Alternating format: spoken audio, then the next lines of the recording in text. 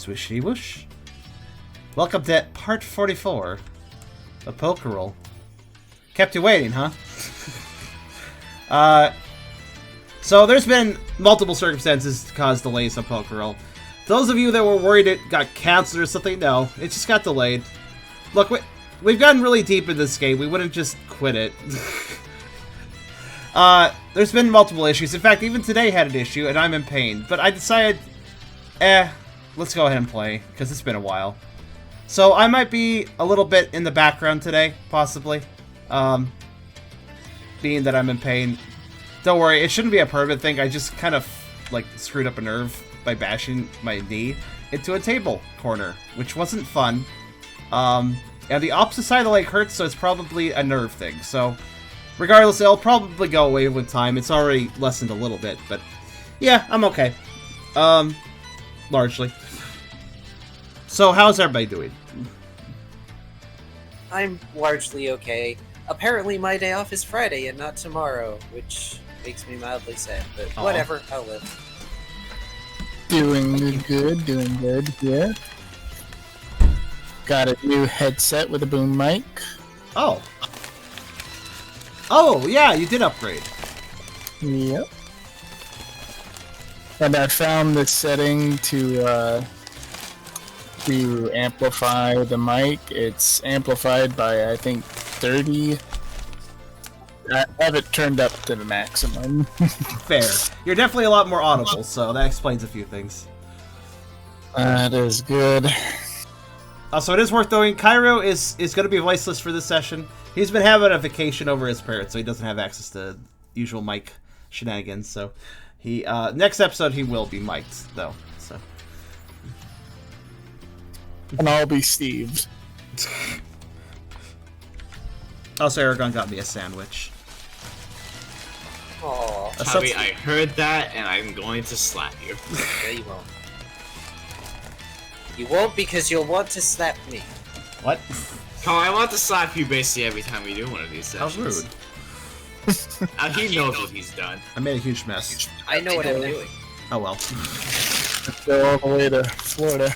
So, for those who were not around for last session, or who don't remember last session, like many of our players probably don't, but I've had it stuck in my head because I've had things I wanted to do and torture them with. Yes, yes. Recap is definitely important in this situation. So, the basic premise of this current arc of the adventure is they were on their way back to Savantown to recuperate from their vacation, because it wasn't much of a vacation.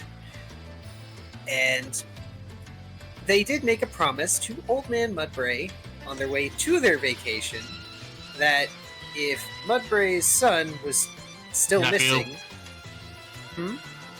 Nephew. Sorry. I keep forgetting that. That's one of the details that's like, yeah, whatever.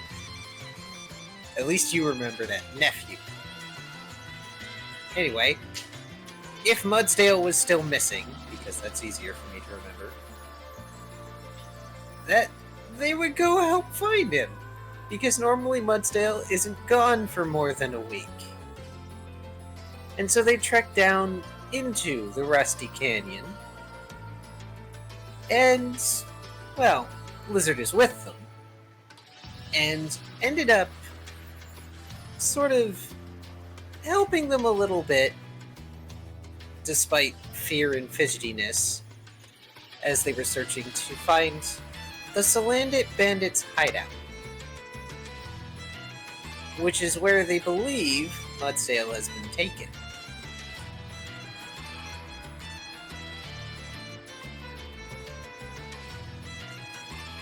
The hideout, as it so happens, is this ancient ruin. A stone alcazar that they have taken over. It's riddled with traps and is kind of crumbling in places. When they entered, they even managed to avoid a couple traps and trigger others. I believe one of the key moments was tossing one of the Salandits into their own spiky pit trap. Yes, but they also found out it's not all timid, meek little Salandits that fight from a distance. No. There are bigger, more brutish versions here. But as they looped around... Oh, yes, that. That I made after the session. Not realizing that I would have so much time before the next one. I hope you figured it out by then. Also, I was just going to casually start sharing art. Because there's 4 pieces of art I could share while you talk, so... That's fine. I'm actually very fond of the way I have myself, just my face flattened to the table. I love it too. It's very good emotions here.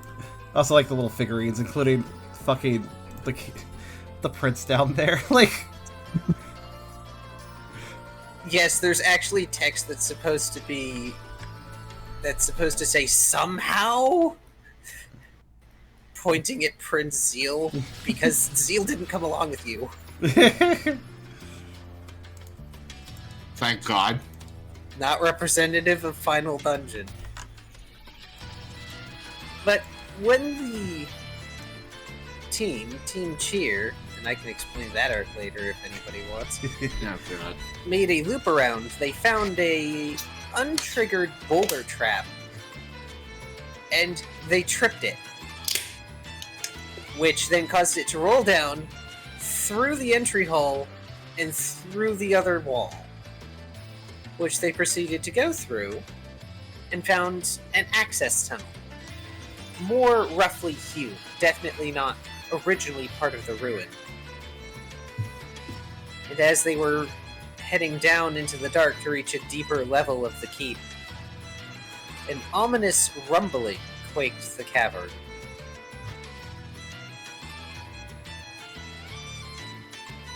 And that was where we left off. And, by popular demand, Riley facing his dark reflection. What time are we referring to here? This is of like the 4 times it's happened. One that hasn't happened yet. Oh, great! Even better.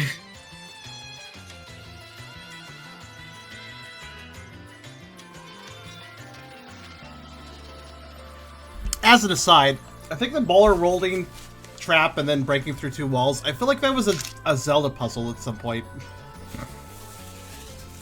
Was At it? this point, everything's been a Zelda puzzle at this point. I'll be honest, I haven't actually played that many Zelda games, just like Oracle of Time and Link's Awakening. Oh, and the single-player campaign of Four Swords. Oh, that's true. The raid that started Dark Souls 1. Oh, did it? Oh, yeah. Yeah.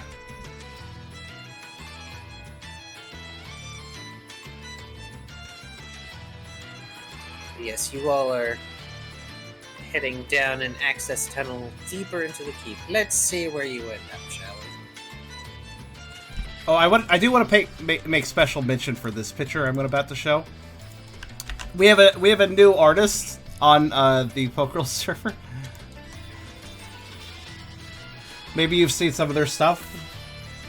Oh yes, I the kind of gremlin love eyebrows. it. I kind of love it.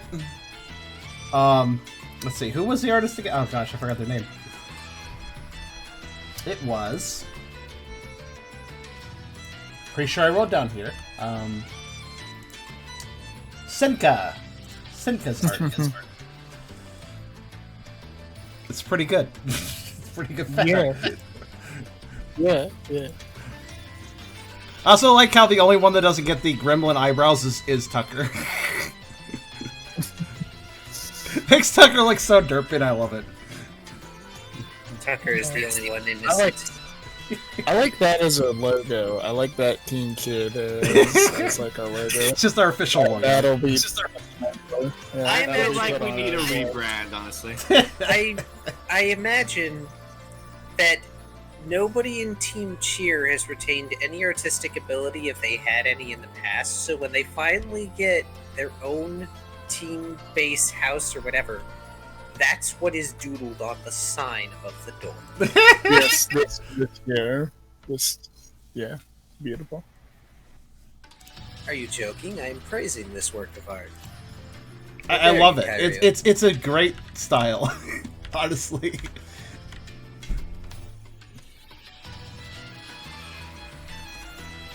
Now then.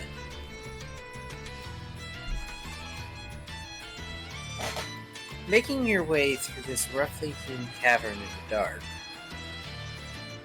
Actually, I forget. I think Riley was shedding some light with aura. Yeah. Oh, right, and Lizard has a torch. If I'm remembering this correctly. Yes. Or somebody has a torch. It's Liz. Okay.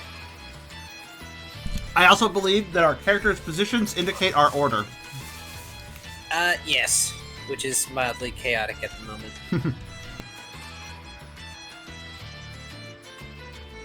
I mean, 4 of us are perfectly in a very valid position, and then there's Tucker. Poor Tucker. I think you're just bringing up the rear of Ralph, basically. You follow the access way to another broken down wall. And again, you don't see the boulder. But as you proceed forward, you find yourselves on this carved stone path. Very familiar. It's much like the rest of the carved pathways on the rest of the keep. But as you continue to move forward, Lizard squeaks and stops at the edge of, well, a ledge. Apparently, this pathway circles a much larger, deeper impression of room, and it's highly possible that the boulder fell down within. And unfortunately, the torch's light only goes so far, and even those of you that can see in the dark are having mild trouble seeing details on the far end.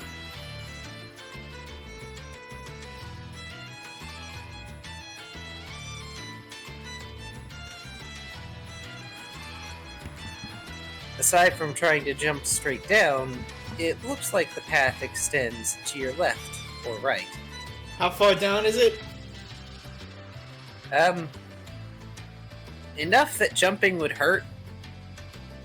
Also, most of you probably wouldn't have the athletic capability to tumble properly that far down. Laughs for Dex. Laughs in the fact that you don't know how many ledges there are. I'll just punch him out of the way, it's fine. Beerus would like to ask if Will got reset. No. They have not rested. Will is not being reset. Yeah, it's not between sessions, as I thought, Beerus. It's between resting periods, which, in the middle of a dungeon, there isn't one.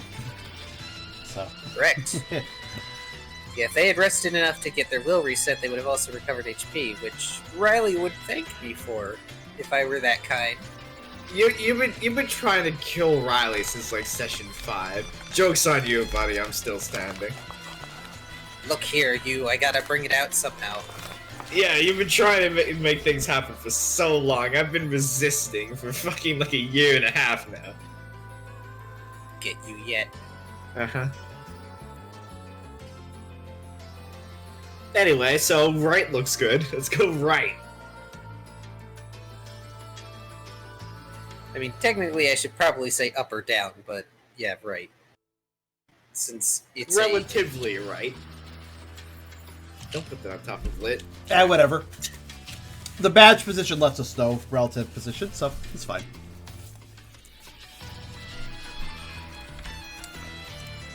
If somebody wants to roll a Doom dice, they may. Doom. Lucky Didn't work. you.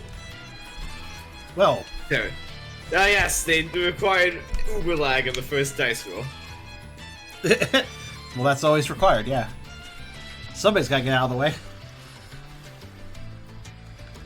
Yes, Frank. Brooks' 4 out of 3 points is correct. They gained a will at some point and just Really haven't spent- early in the beginning of the game. They've never spent Oh, wills. it's just been there the whole time. It's been there for a very long time, like since like episode 8 or something. Really? Holy crap, that has been a long time. I need to make Brooks spend will. Brooke makes his own luck. He had 2 extra will at one point. He took one of them away when you nearly killed him. Remember?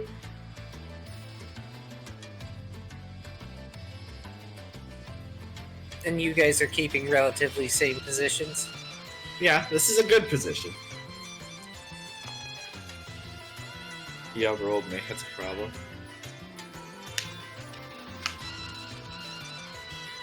As you all turn and follow the rightmost path, you find a tall archway. The same serpentine figures that you saw as statues out at the front of the Alcazar are engraved around the archway. I would like those of you who are toward the front, which would be that would be Riley, Brooke, and well, I'm not gonna roll Lizard, but Riley and Brooke, I need you to give me Insight Survival Alert, please. Oh god. I'm denser than a bag of bricks.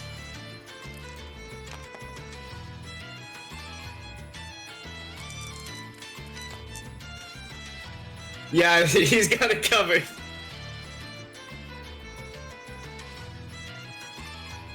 Let's see if this actually. Brooke, how do you get such good rolls all the time? Also, wow, critical perception. He just rolls with things. Oh my. I'm gonna come in there and I mean, he slap does. you. To be fair, it's a double statement. No, there will be no physical violence incurred upon another person. If anything, you should give him a hug. I'm in enough pain. I wouldn't do anything. That's not incentive to stop doing puns if I hug him. I am not going to be supporting this behavior, sir. Be more supportive in general. Are you gonna punish him? That was low-hanging fruit, and you know it.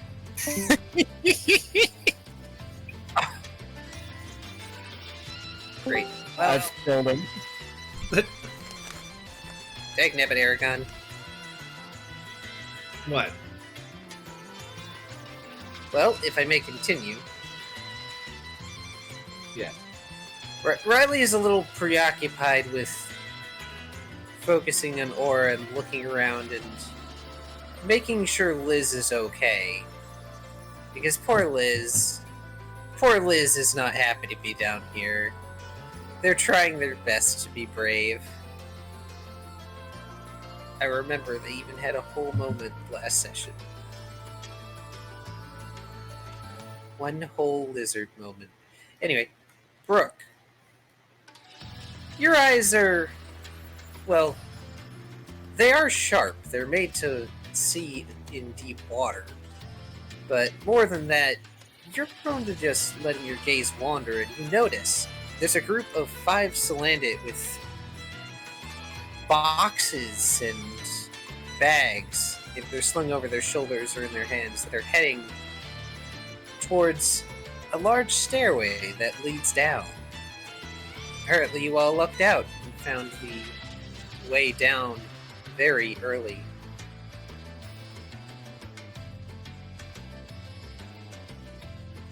So we're totally gonna sneak up on them and control their shit, yeah? I mean, you can. It doesn't look like they've noticed you yet. They seem to be chatting quietly amongst themselves.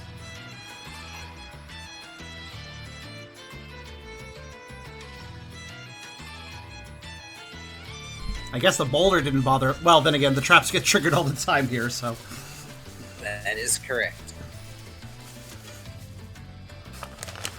Yeah, I think we could take. I don't know what that was. That was a critical fail. Burke gives a hushed. Hey. He points them out. We've got bandits ahead. We can follow them, he whispers. Alright, so I'm thinking we walk behind them stealthily, using stealth. Nah. Gang dead guilty. Tucker just gives a nod, agreeing to this idea of a little subterfuge.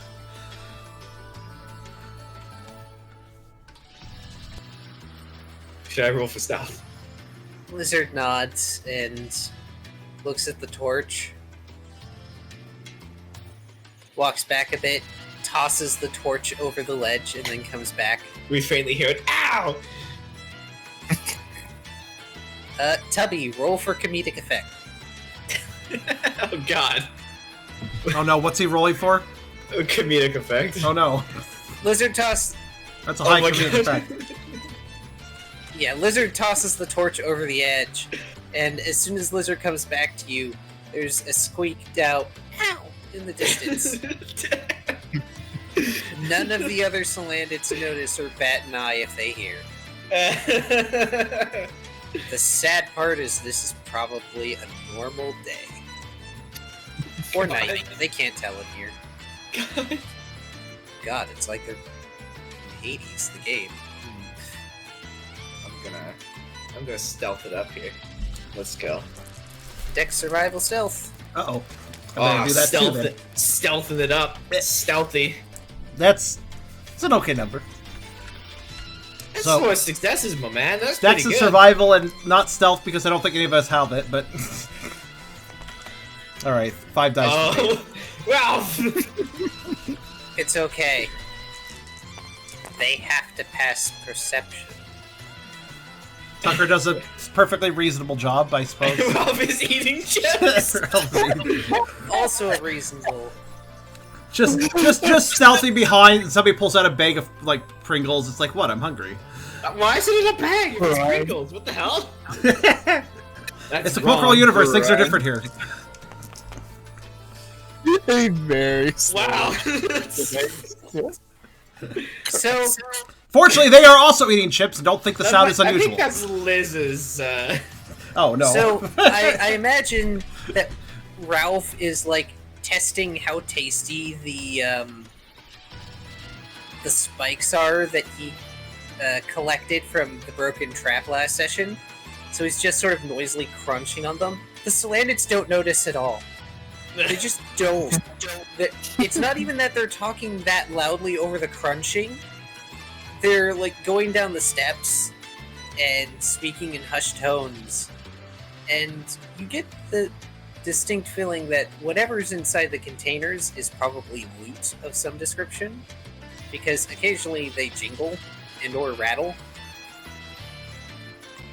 It's full of like paper clips. Watch you open the box and there's just red Solo cups. Oh no. Oh, yes, we could fill them up and have a party. That'd be great. The other one's full of alcohol. Wow, stealth is easier than I thought. Brooke Brooke says, says. not whispering. I told you I was guilty. So how can I like sneak up on one of them and just like grab them? I believe there is a common action for ambush. Yes, there is. I go, look, I've That never is used Dex that. survival stealth. Oh, that again. Alright. Cool. User rolls against the unsuspecting foe's insight survival alert. If the user wins the roll, they get a free action. Ah, shit. I'm overconfident at this point. No, you don't manage an ambush. Damn it. You do, however, startle the Salandits, causing them to drop what they have and turn around to look at you. Well, mostly. The one you're close to has one of those heavy-looking loot bags, and so as they turn around, it ends up swinging at you. So please go ahead and roll evasion. Oh god. I think I missed a beat there. What did Riley do to get all their attention? I was trying to ambush one. Oh dear. Oh no. It's all at once. Yeah, he attempted to ambush one and failed. I wanted to channel my. I watched the Chronicles of Riddick recently. I want to channel my inner Riddick, and it didn't work out. So you're probably fine. You're fine. Ugh. Riley ends up leaning back just as the heavy sack of loot swings just in front of his nose. Intruders! Get them! And then No. another one in the back says, "Run away!" And then half of them just run down the stairs, Ah, shit, what about leaving the other two half? of them there to face you. And I'm gonna- the two just look back at their friends and are like, "But why?" I'm gonna tell them we're from the labor union. No, Oh. yeah, okay. Don't worry, Ah. we're from the labor union. Now tell me, did Mr. Lazzle offer you at least 2 days off a week? And are you making at least 750 pokey a day? Christ, that's a lot of money. Okay, so I don't think they know what a labor union is. Also, that is a lot of poke. Just roll for brain damage. See if they get confused. Yeah, you know what? Roll confusion. Just for them to be confused for a round. 1d6 psychic damage, exactly. Alright, On second thought, stealth is probably not our style, Burke says, shrugging. It's not wrong. this is a strategy that was not stolen from Shrek 2, I can assure you. Every meme is stolen.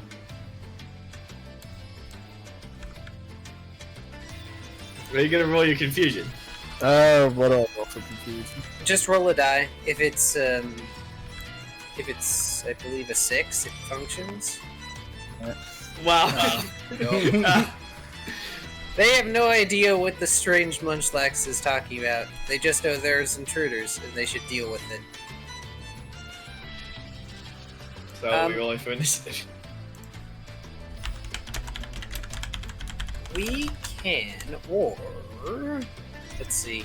No, well, Riley's still in the front, so Riley's went. So Brooke, Hey, can I do another Let's say action to throw. bonk this Salandit? your action was to ambush. Yeah, but I can do multiple actions. This is a thing in the game, Kai. I know this. And I want to do a multiple action.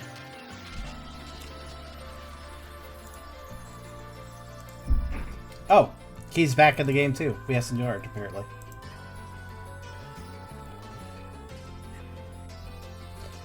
I shall Well, watch I'm the allowing Brooke to go next because you tried to ambush and also evaded. Yeah, but I still have enough dice to bonk I know this. you do. Have patience. You were at the top of the turn. Wait, Sack. did I have to roll initiative? I didn't do that. No. Instead of forcing you to roll initiative, I did it based upon the order you were marching in, Okay, since that makes the most sense. fair enough. Oh gosh. I think I'll need context for this one. We've had a few technical problems with getting sessions running. Ah, yes. It's okay. That's why he's on fire. It's okay. It's all fine. That's so scuffed up. He's on fire. His ass is on fire. Oh, his ear too. Yeah, his speech bubble too. It's fine. It's all He's a fine. champion. Maybe I should just make that the thumbnail. Deception. Well, I mean, my mate says I would make a good Houndoom for Halloween. Actually, you would. But I'm just agreeing because that's, you know, Pokemon K9 costumes are good. Anyway, yes. Brooke may be the first to react.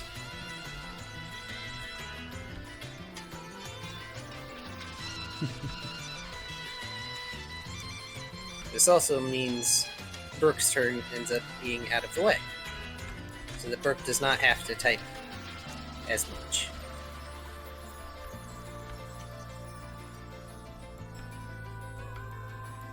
The ambush failed, and 3 of the Salandits fled. 2 of them remained behind to fight you guys because you're intruders. And Riley got whacked by an object, I think. I did not. Riley I dodged it. almost got whacked because these were the Salandit looters. They had loot on them, and he nearly got whacked by a loot sack.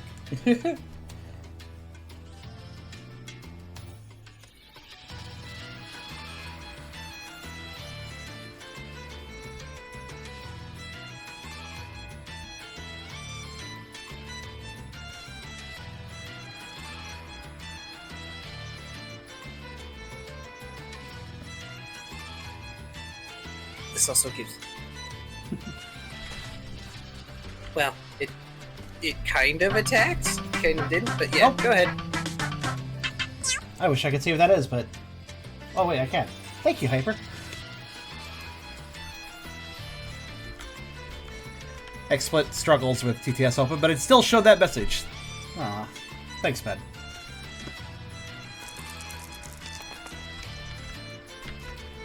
Bonation. I should call them bonations. Oh, that's unfortunate. Whoa! Alright then. That is unfortunate. Oh gosh, what's happening to that attack, I wonder? So, I believe I should remind you all, since we're getting up there in the amount of dice we have, it's okay if you roll the dice in sets to avoid them, like, knocking into each other and making rolls terrible, because that seems to be the... I guess that's fair? I don't know, it's just... Because we found out that any more than 6, and they start to, like, collapse onto each other and not really roll. Well, when I click the roller, does it start at a normal, like, does it start at a default facing position each time? I don't know. It's weird that I got 2 3s in a row. It probably doesn't. No, it seems to be does. random. It actually does look random. I think. Actually, I don't know. Okay. Let's see here. 1, Oh, it is 3... random. I can't see all 4 sides, but I'm looking at the sides to see what sides are But up. the problem is, if they don't roll, they're more likely to cause you to miss. So you're free not to do that, but I offer that as a sort of consolation to the fact that high numbers of dice can sometimes work against you. I feel like it's all superstition, and I think I'll just roll in batches and not care, but you guys can do what you want. Okay. Because I think since it always faces up a random side, it ultimately doesn't really affect how it's going to result, whether or not they collide or not. I mean, so it's going to be random regardless, is what I'm trying to say, but I digress. Indeed. And just as a reminder, Brooke has multiple actions, yes. Everybody has the ability to do multiple actions. It's just a 2-die penalty. But Brooke, startled by the sudden movement of the Slandits and the fact that 2 are fleeing, tries to just spray a line at the ones that are fleeing and misses entirely. Unfortunately, the decline of the stairs makes them much more difficult to get at. Are they fleeing deeper then, yeah? Yep. Alright. Because you guys found the stairs via pure luck. That's a funny way to say it. Mad skills. I went right instead of left. I have mad skills. Like, what? And I will need to remind Brooke at some point or another that they wanted to try doing things, utilizing several moves at once at some point. But is that your turn, Brooke? For now, anyway?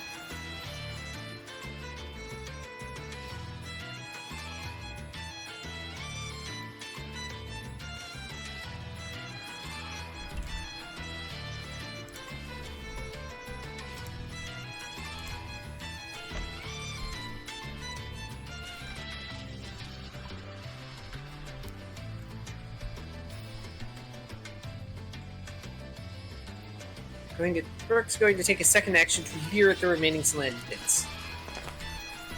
I'm getting kind of annoyed by how many of you we gotta deal with in here.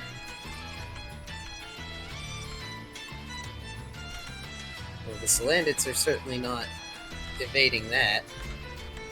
Gosh dang it, who knew the Salandit Den would have so many Salandids in it? God damn it.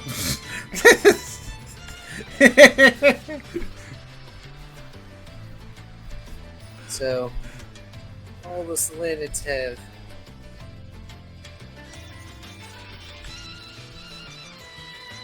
defense subtraction.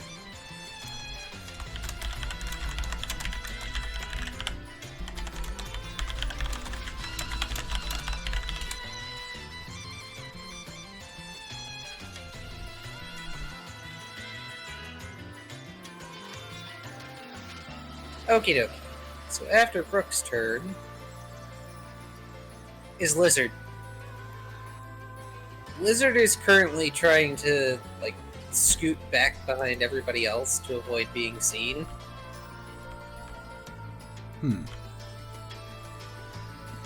But they are... Let's see, that is Dex Fight Channel.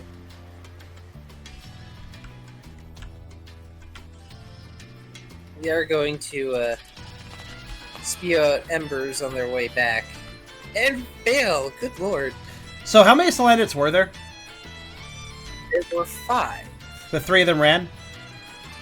Yes. Okay. Now I understand the Yep. initiative. One of them went, intruders! And one of the ones in the back of their group went, run away! And 3 of them ran away, 2 of them decided to stay. Okay. Unfortunately, Lizard is no more accurate than Brooke in how startled they are. It doesn't help that it's dark. Not that... Well, I don't know if Ralph will have trouble or not, because it's Ralph's turn. Alright, let's do this.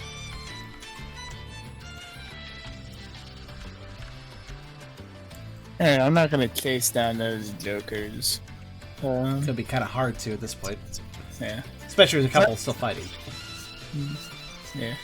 Let's send them toppling down to meet their friends. We're gonna do a nice basic tackle. What's this? Ralph not using metronome? I'm impressed.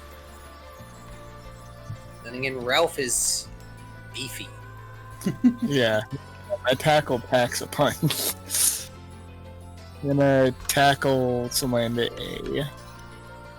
A. At some point, I'm gonna have to upgrade that tackle to a body slam.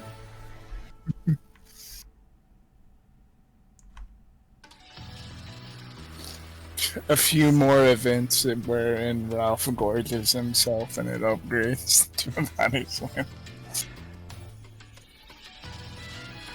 Alright, buddy boy, when I land accuracy roll? Dex fight brawl. It's 1, 2, 3, 4, 5, 6. Nice even 6. That's, yeah, it's even number, so that's technically true.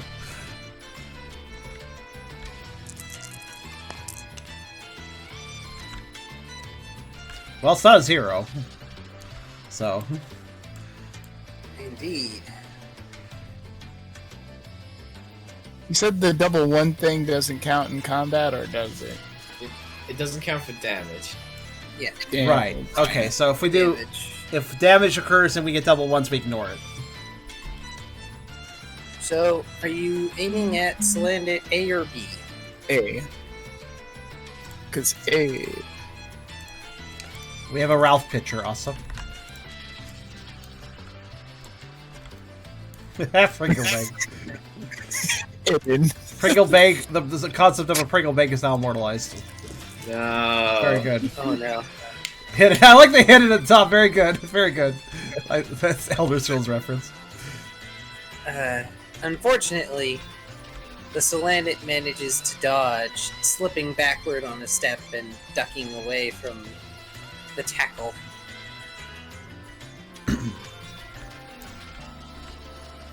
They're certainly not making it easy. Oh, you're a fast little guy, but are you fast enough that you're about to get licked? We're gonna follow it up with lick. Oh no.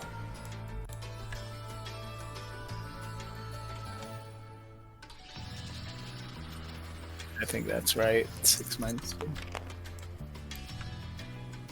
Jesus! These rolls are not working out. We're not doing very well today, guys. You lick the stairs. Good work. Yeah. Ralph leans forward in an attempt to extend their long, broad tongue towards the Solandit, and they wiggle it in the air, but unfortunately, they hit nothing in the dark. Goodness, I didn't expect the loss of the torch to be this devastating. To be fair, it is Y'all need disadvantageous some- for everyone but me and Well, actually, I guess Lizard can see in the dark too, obviously, but... Oh. Oh, is there a leader's countenance? Or rather... Actually, which one is it? Is that a bravado? Or is that a test? That was a total of 8 dice, so I'm not sure what that would be an XP roll for. But probably... Okay. Oh, a test It roll. was just a test roll. I was gonna say, are you doing Leader's Countenance? I was gonna say, I think it's a bit late. Because I think it's supposed to be done before the action? Or... It is supposed to be done before or concurrent with. Concurrent. I guess it does still count as concurrent. And, yeah, and it would be -4 for concurrent. So, Fair. that is unfortunate. But yeah, it seems like y'all need some wham in your lives. Just because I get to torture Beerus. I can gambit on one more action. You could. You may... Yes. It's always a worthwhile thing if you're not going to get waylaid by a ton of attacks afterwards, because that's really the main risk, I suppose. I mean, I might, but I like taking risks. That's why, you know, that's just gonna be 2. What attack are Angry. you using? Angry metronome. Angry metronome. Well, Angry it is metronome. enough to metronome. Alright, so go ahead and roll me 3 dice so I can determine what happens. Are you being specific with your metronome? Physical attack. Okay.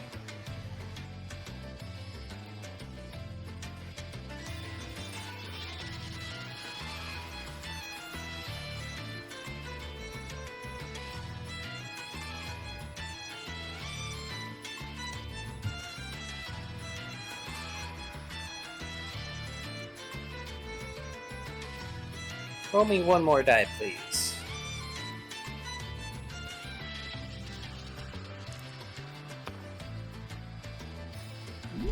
Hmm.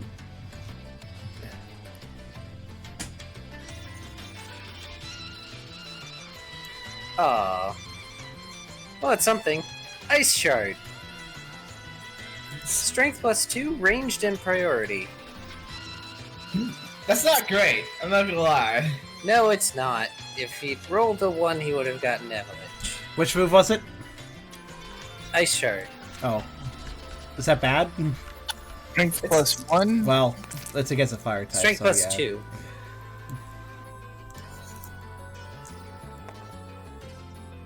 +2. Well, 4. It's way on a -1 because they're fire types, though, isn't it? Oh, that's right. Fire resists ice, doesn't it? I thought that was the main complaint about Ice Shard. I wasn't sure. Yeah. Yeah, well, their defense is also lowered. Hmm. So, Well, the one is. Is that the one It's- we're attacking? No, they're all defense lowered. Oh. That's how they work. Oh, I why is just there said- just... Oh, just one arrow.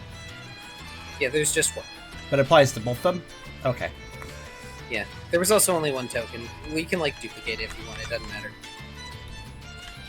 Now my brain makes sense. Now it Okay. makes more sense through my brain.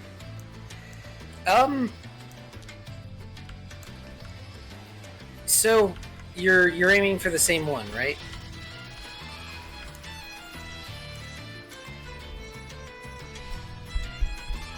Yeah, for A still. Okay. You metronome, and it gets colder in the chamber leading down as a shard of ice forms above the Salandit's head and just comes crashing down on it with the sound of breaking glass. The Salandit goes sprawling further down the stairs, looking heavily injured. That's what you get when you die, Ralph. When you what? Dodge or well. Dodge? Ralph, could you also please make for me a insight survival alert check, please? Since you're probably closest to the stairs at the moment.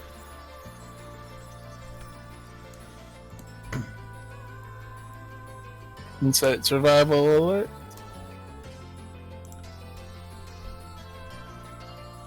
There's a lot of stairs in this dungeon, Imp. I can't help it. Okay. You are very focused on your target. It's Tucker's turn, finally. Well, Tucker will, seeing how the situation's going and how his teammates' accuracy may be suffering in the dark, and realizing, of course, that he doesn't have quite that same disadvantage, he does decide to work off of what his teammates have tried to do. That first Slanted that's been attacked a fair bit... Oh, it never got tumbled, right? It only got injured.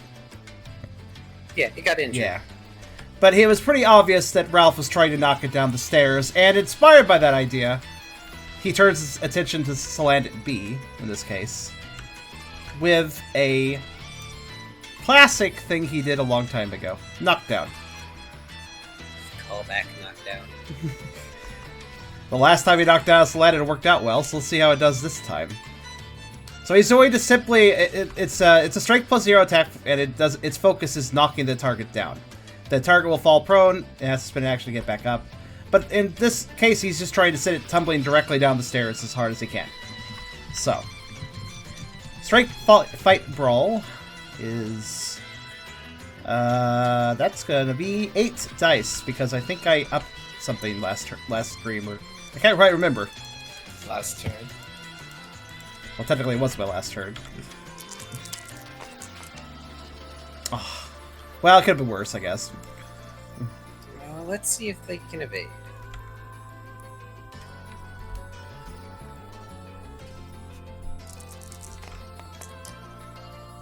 Curses! Curses unfortunate. indeed.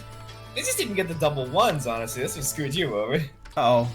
But he did go for a charge as hard as he could, He's unfortunately. gonna hit the wall at the top speed. No, he was charging down the stairs at the Slanted, so now what? Oh. Well, Slanted B is not back on the stairs at the moment. Oh, he They're wasn't? on the same level as you. Oh, good. Yeah. Maybe Tucker won't fall down the stairs then. Skid to a stop. Yep. Just short of the stairs. Eek. But I should remind you are also at a level where multiple actions are viable. True. Well, how does the Slanted dodge? They step to the side mostly. They're used to being in the dark around here.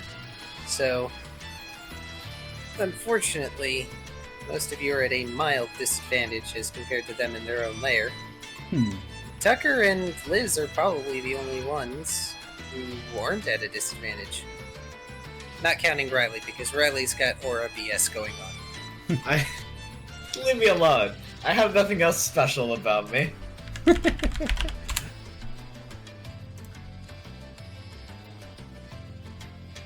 Alright.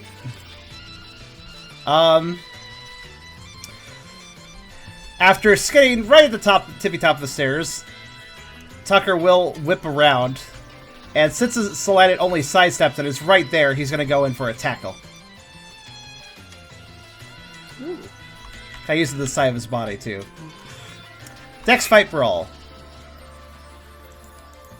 -2, of course. So 5 dice. That's more like it. Of course, the smaller number of dice work out better for me.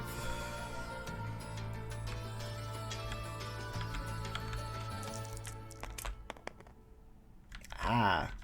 Well, no dodging that. Alright. He might be a floofy boy, but he's got a lot of weight to him, so he's going to slam into the Slanted with... How much damage? Let's see. Tucker skids to a halt, just as the Slanted sidesteps and tries to backpedal away, only to use that same tensed-up strength from having to stop himself to leap to the side and barrel into the Slanted. Of course, he did lose momentum in the process, so the damage wasn't too great, but... It's nonetheless a heavy hit. So that was It is indeed a heavy hit. But now it's their turn.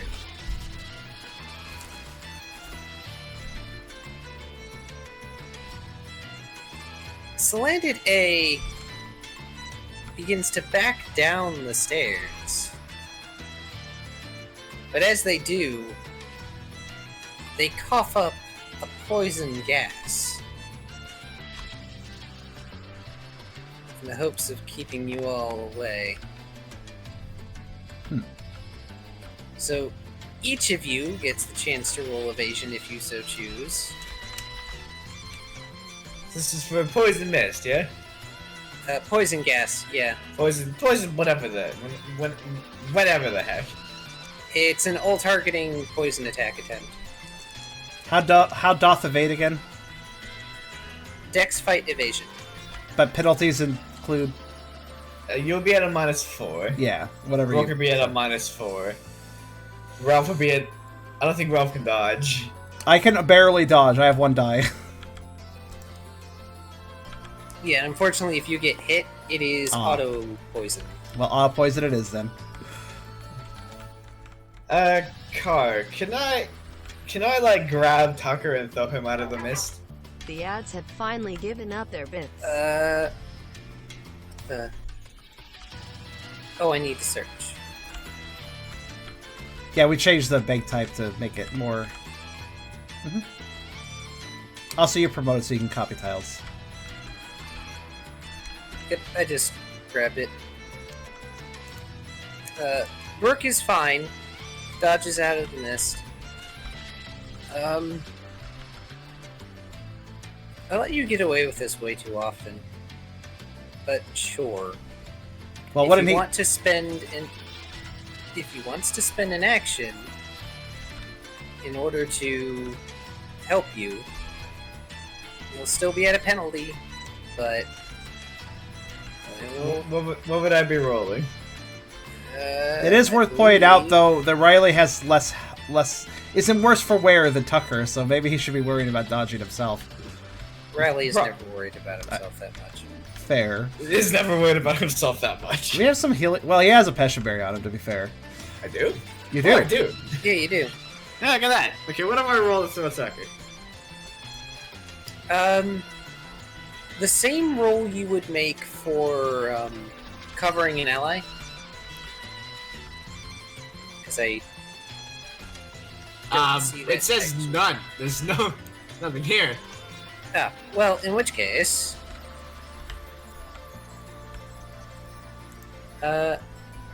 do Dex Survival Athletic with your penalty. Dex with... This is unfortunate, but we'll see how this goes. Well, I tried. What occurred? Not a lot, to be honest. Well, you may still attempt to dodge. Oh. Sure, okay. My one remaining die. I'm just like wondering, did he like try to pick up? No. Did you like try to pick up Tucker, but just didn't get a good hold on his fat or something? Wow. It's unfortunate.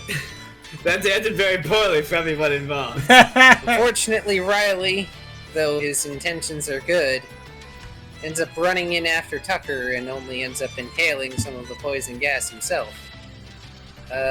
Ralph. I cannot dodge. Oh, were you out of dice? He used all of his dice doing 3 attacks, like an idiot. Oh, oh dear. Guys, we've got 1 Petra Berry. We'll split it. Guys. You better hope there's Well, some in the loot boxes. Did they all get dropped, actually? Well, there's one Yeah. that they took a swing at me with. Well, Yeah, most of them got dropped. There's at least the 1 box and the 1 bag from the ones that are fighting you. But it's Yeah. entirely possible the others just grabbed their stuff and went. all depends on They're how fast they want cowards, to but run. they know they'll get in even more trouble if they don't bring their stuff back. Oh, where's that poison? There it is. Yeah, let's put that. Yep. Alright, where's Actually, yeah, it's easy. the status effects Um, sheet? Poison bad.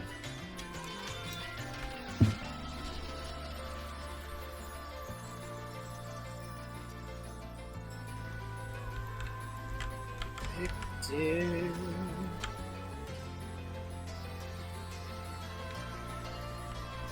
Where's the status effect sheet? Hmm? I thought we had the status effect sheet somewhere. Here you go. This is the evil black Pokeball. Oh, thank you. The big one. Yes, the official today. Ah.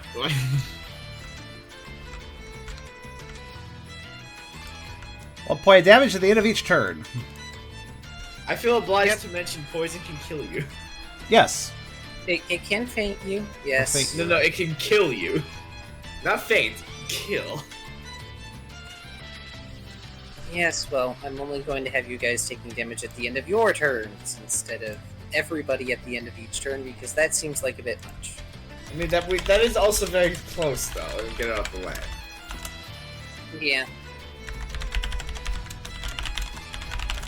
Slanted B is going to back down the stairs just a bit. And they're going to attempt... Oh dear, they don't really have much, do they?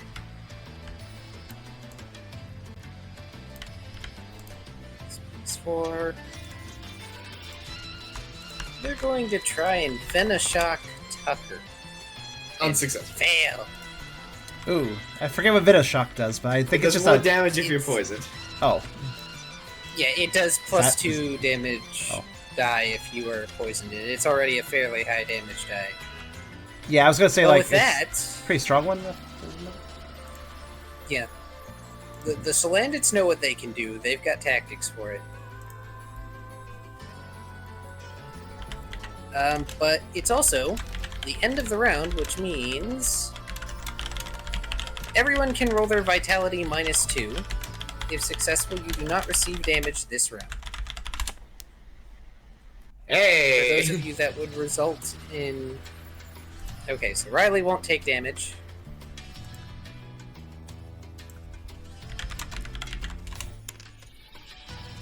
Ralph will end up taking damage when Lily's turn comes around. Brooke doesn't Oh. have to. Brooke dodged. But yes, you would still roll 1. Vitality -2? Okay, let's see. So 1, then. Okay. Yeah. There are certain situations, Aw. like with paralysis, where it can't really be resisted. So, unfortunately, that means both Ralph and Tucker will, on their turns, end up taking damage. But thankfully, Riley, the one whose turn it is, won't be. So 1 damage for me. No, at the end of your turn. Oh. The way poison works, Oh, it So ticks at that the so end of your ignore turn. that roll then. Or wait, what? Wait, do we You roll? don't take damage at the end of your turn, but you do the roll now. Oh, roll at the end of the round, damage at the end of turn, basically. Yeah. Okay. When you roll at the end of the round, it's basically checking to see if next round you will be taking damage. Okay. All right, just need to remember then. Brooke looks over at Riley. Riley, Pechaberry, now. We can't have you losing consciousness in here. Freaking wasting an action eating fruit here. It's snack time later. Eating is never a waste. Though it can be a waste. I'm gonna throw Tubby down the stairs. That wasn't even a really good... Wait, hold on. I think the document's doing a grammatical issue, and that's. So at the end of the round, you roll the vitality roll. I get that, but also you notice it's inflict 1 point of damage at the end of each turn. Each turn, not your Each turn. of your turns. Each of your turns. Yeah. I'm just wondering if it means round instead of turn, given how it worded the rest of that. It's possible. In which case, if you want to interpret it as that, we can do so. Well, it makes more sense to roll right before you take the damage, right? It does. So I think what do you guys think? Round? What does the audience think? Round or turn? Oh, wait. Badly Poisoned says at the end of each round. So we can just use Badly Poisoned's effect. Oh, so there you go. It probably is just a mistyping. I guess not. Again, Oh, okay. this is not the first time this system has misspelled, just screwed something. Bad grammar strikes again. So yeah, I think we all take damage now. Sad for you guys. Yeah, so I will take my damage now.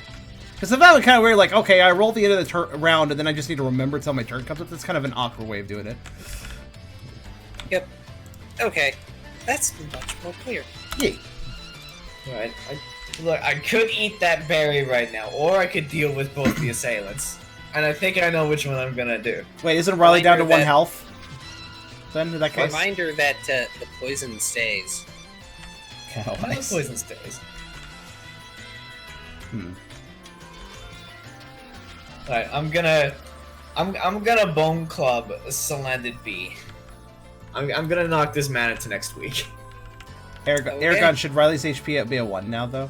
No, he resisted the damage. No, he resists. Oh, he resisted. I'm dumb. Okay. He's a tanky motherfucker, remember? Alright. How's Ralph doing? Okay, he's actually... Was he at full health Ralph is before this? fine. Okay, fair enough. He's still doing great. Alright. It's okay, leader's orders are more suggestions, apparently. They're more Yeah, like apparently. guidelines than actual rules. Riley's the rebellious sort. Holy shit! I couldn't have hit that thing if I tried. Wow. These are slippery little They're buggers. lightweight things, aren't they? It's okay, Brooke. At least one party member listens to you. It's It okay. teleports behind me. I turn around and I force palm it. Does this. Very this, you casual. Quote epithet erase. Teleports behind you. Oh, come on! What move was that? It was force palm.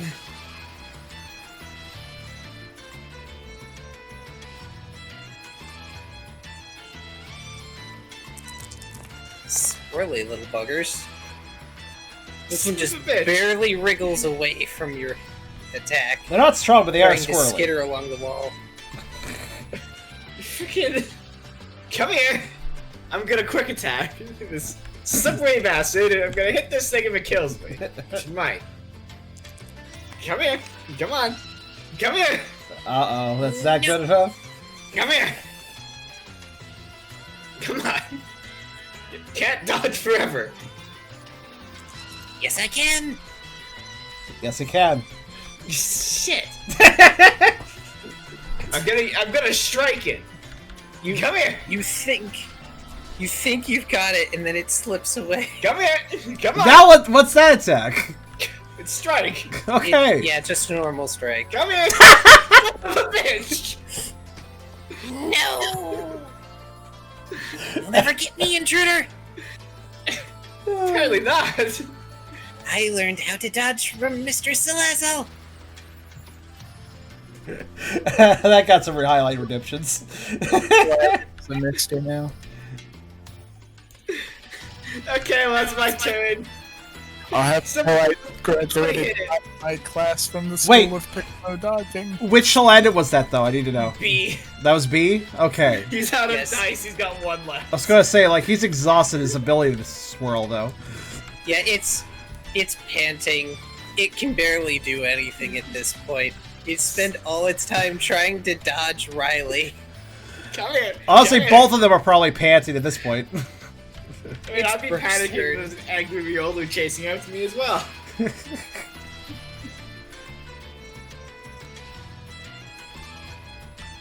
Oh, by the way, I noticed one thing last turn. Lizard's not doing anything, is he? Lizard did try. Oh, he did? Lizard tried to Ember as they were scooting towards the back. I should represent that by Lizard moving back in the grouping. Oh my god. Because Lizard doesn't want to be seen. Yeah, Holy wow. Okay, finish. Thank you. wow. Thank you, That's Fiendish. Definitely a sub-bomb right there. I did hear tell that people wanted to start a hype train for this session. Well, if you keep donating, you'll... Well, actually, you have to do rocks for that. Well, no, you don't. Wait, what am we talking about? There is a trade feature in rocks, but it's not a type trade. But yeah, that definitely pushes a pretty... I think that pushes it pretty close to a hype trade. If you guys want to generate one, it probably just takes a few more donations at this point. Jeez. Thank you. But yes, it's Brooke's turn. Hopefully dealing with these Salandits is easy on you. I will say, if you guys want to start a trade, that's totally cool with me. I actually ended up being a bit broke because groceries cost a lot this month, so I have like less than 50 USD to my name. So if you guys want to donate, this is a good time for it. that September Food and Needs bar, it'd be great if we could fill that. It's the last day of September, but I'm not going to force it, of course. Let me just say that September Food and Needs does not cover food this month. Brooke is gonna try a thing because why wait at this point? I mean, no reason to wait.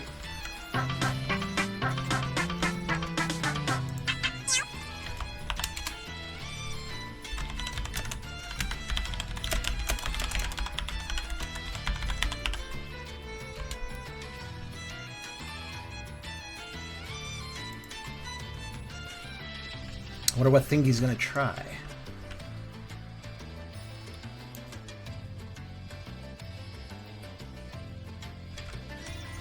Good question.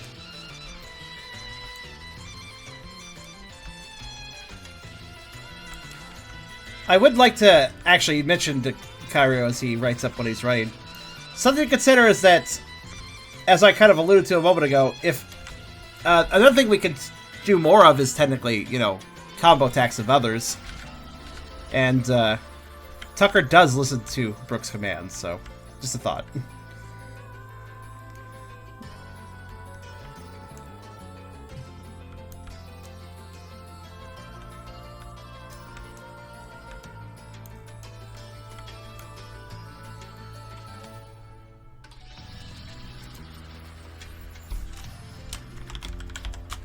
Also, Beerus. Yeah, that works.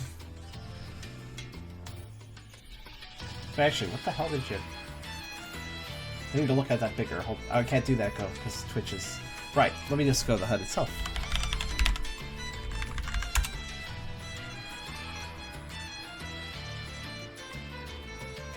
Oh yeah, I see what you did. Okay. Yeah, I think that's a good... I think you did good on that.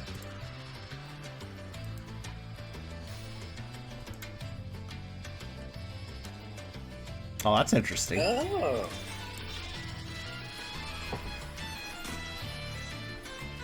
I mean, Beerus, Tucker took poison damage. So yeah. Alright. Go ahead and roll your combined accuracy total at a penalty.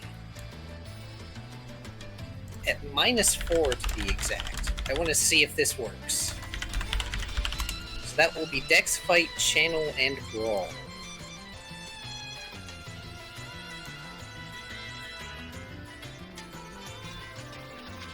-4. So, just to read this out for anybody that can't see the text or wants it read. So, Brooke fires a water gun slide at A. As he does, he attempts to use Ice Fang at the same time, hoping to freeze it on contact. That's an interesting combo move.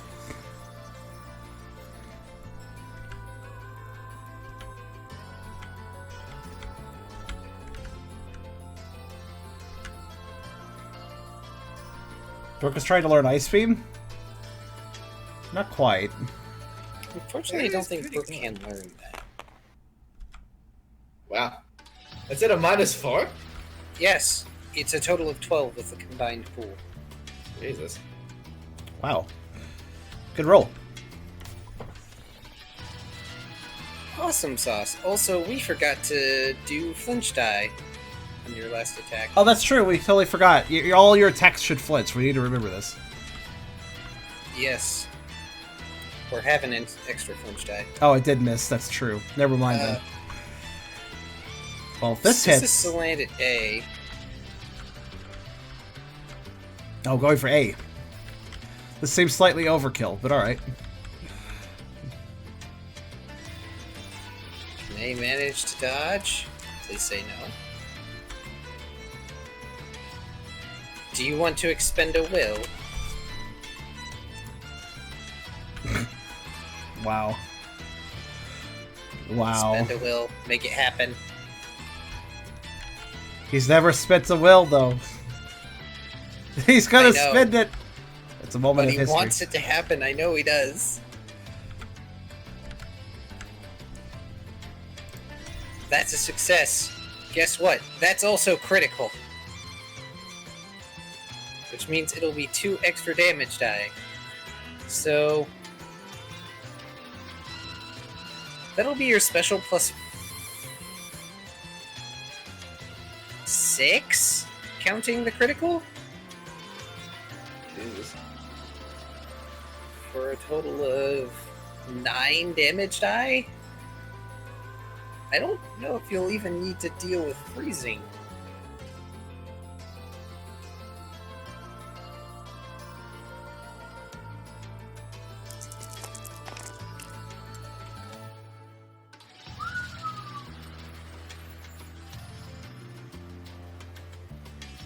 So Brooke starts to fire a water gun, but as he does, he channels the frozen energy of his ice fang into his teeth, causing them to glow that pale blue. And yes, that's where the good rolls went. They wanted you to succeed. And he gnashes his teeth together such that the water gun ends up funneling through the hole where his missing tooth is. The frigid water blasts over the Solandit as it attempts to dodge, and ends up freezing the upper half in a hunk of ice. And it just is there, mid-stride for a second on the stairs, before the weight of the ice causes it to topple forward and down the stairs with a thunk. Oof. And then it begins that rattling as it slides down the stairs. Which, also, by happenstance, triggers a nasty ceiling claw trap that swings and flings the half-frozen Solandit in the air past all of you and out the archway. Oh, wow. Wait, which direction you get fired? Down or up the stairs? Back up the stairs, over you guys' heads, and back out the archway. Well, that was some momentum. Yeah. So, when I rolled a 1 previously as one of my DM rolls for if there was traps in the room, that's the kind of trap I got. You can thank Brooke, Thanks, because Brooke. none of you saw it. Brooke cringes. Oops. I'm sure it'll be okay.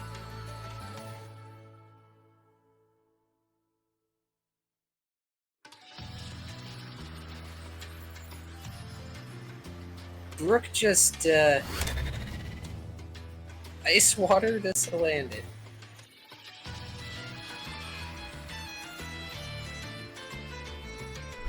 Alright, so if you're wondering what the hell that sound was, I changed the sounds for rocks. I remember that now. Butts are nice, but Chonk Spyros is best, especially when he sits on others. Smiley face. I see the text is still broken for that. Thank you, Zabby.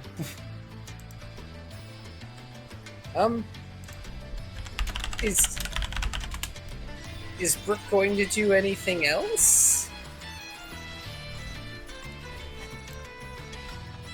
Hit the other one, they can't dodge. I mean, yeah, it can't, but Brooke will be doing that action at a 3-action penalty, so -6. Oh, Brooke has more dice, it's fine.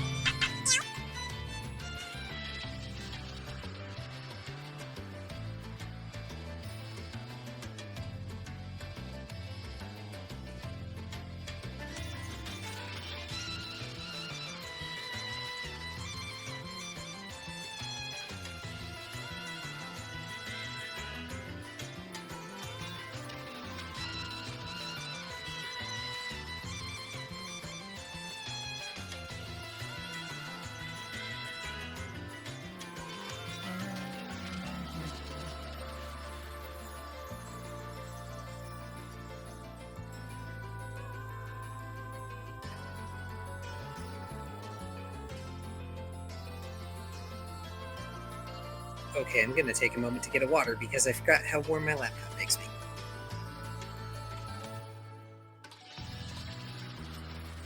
It's okay, Kyrio.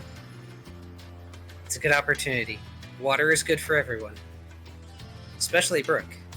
And except for that cylinder. So was that a pseudo ice beam, or what? What exactly was the formation of that attack? Also, what is this?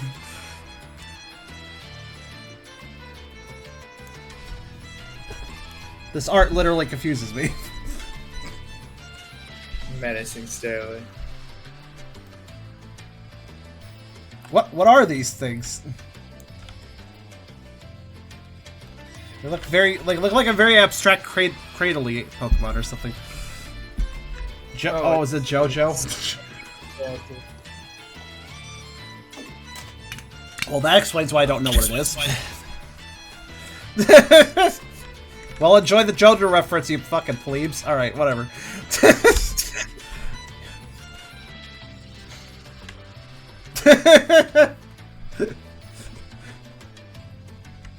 I can't avoid it.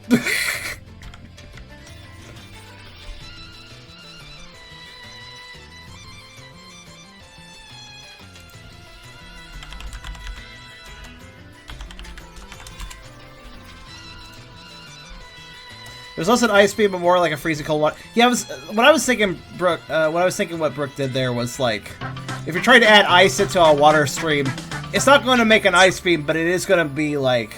I need a whole train to bring in my snack. Okay, I missed that one. It's gonna be like ice. It's gonna be like ice shards being propelled by water, which doesn't sound pleasant either.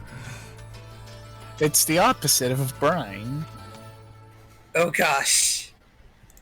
By the way, the character for Menace looks like it could be a Pokemon. It does. It looks like a weirdly drawn cradle leaf. It's got the fronds and everything. I was thinking a Goomy. Maybe. A Okay, screaming I could see Goomy. that. I could see that. Oh god, screaming Goomy, most menacing threat. Screaming. I see it now. Yeah. Ah! Yes, there was stab and super effective dice. Super effective I think just adds 1 flat damage overall. Stab adds an extra die. So it was super overkill. That Salandit's out of commission. Like, if that move were lethal, that Pokemon would be dead. It would be a shattered bits and pieces. Also, Tubby, thank you for the donation. And thank you also to the Rebel Scrub for becoming a subscriber. Thank you. I really should use the term more often. Wait, why did it only now show up when I... Oh. I need a whole train to bring in my snack. Did that just repeat itself? What happened there? Okay, whatever. It was so good, let's have it twice. That was a weird... I don't know what happened with Streamlabs there, but okay.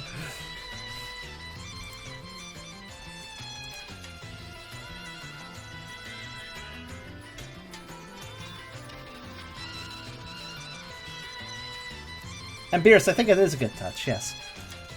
I don't think direct donations activate hype trades. Yes, they do not, because they are not a Twitch feature, they are a Streamlabs feature. Subscriptions and bits activate hype trades. Yes. Brooke is going to revel in his success and let someone else take the free shot on something to be. In other words, they are a confident, proud leader. Was Brooke frustrated? Because that overkill seemed rather overkillish. I mean... They were dodging a lot. Maybe Brooke doesn't like being startled. That's fair. Also, the rest of the team is poisoned, so panic mode. He's like that one friend I knew where if you tried to wake him up, he'd literally just clock you in the head as hard as he could, and it was a reflex. Battle-hardened veteran Brooke.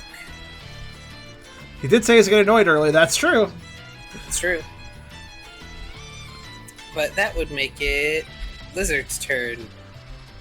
Lizard is currently cowering at the back of the group. Especially after the projectile ice sculpture landed, I'm sure.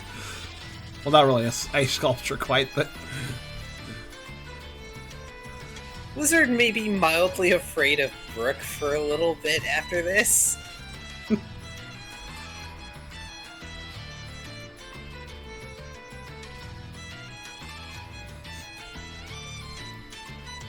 But But he has such a charming smile. I know. That's what's so scary. Which makes it Ralph's turn. Excellent. Alright, let's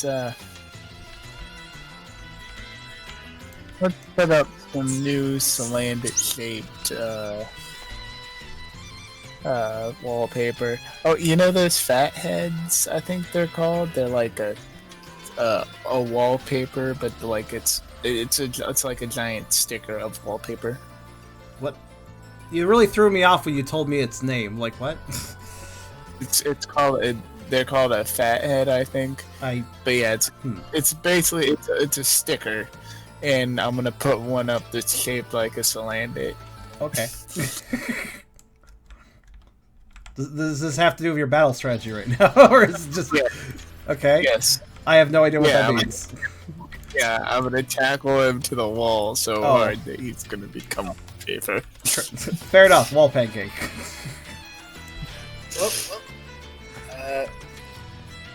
It's not dodging. Oh. Oh yeah, it was out of. It dodged too much earlier, right?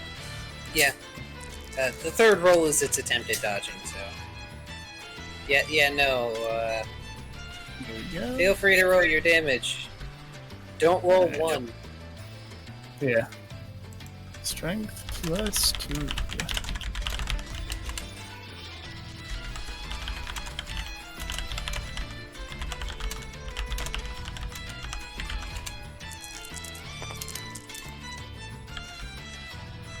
Well. He's dead, Jim. That is a flat Salandit. It is smush. It is very unconscious beneath the Munchlax. So what attack was that? Tackle. So you just slammed that thing against the wall, physically. I'm just imagining the Salandit is panting, and Ralph just walks up, walks against it, and does that thing in like a video game where you run an NPC into a wall, only this poor Salandit is squished like a pancake as Ralph slowly smushes it into the wall, and it just goes unconscious.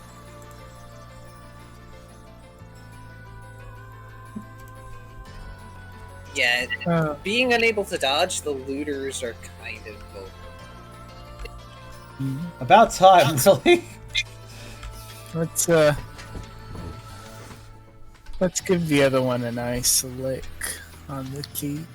Oh, they're both What? done. They're done. Oh, that one's dead. just gonna lick a Salandit? Okay, I need somebody to roll me a loot die. Loot. Yeah. That's unfortunate. That's unfortunate. It's paper clips. Alright. Ralph, you dealt the finishing blow, so please roll 2 more dice.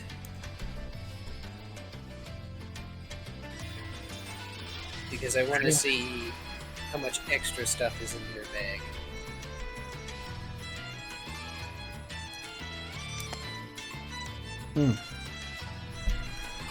What extremes? Unfortunately, it's not a terribly huge amount of poke, but they do have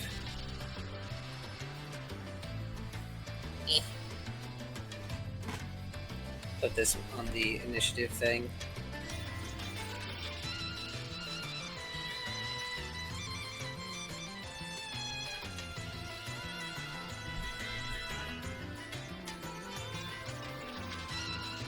Also, Brooke said a thing.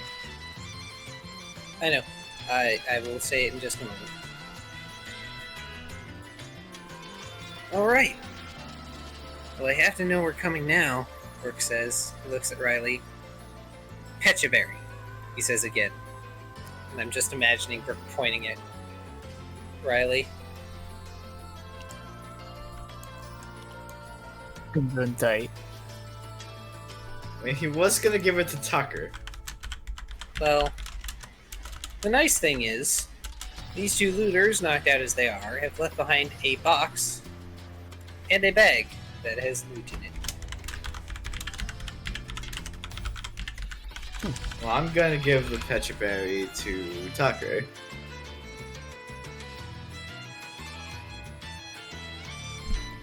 All right.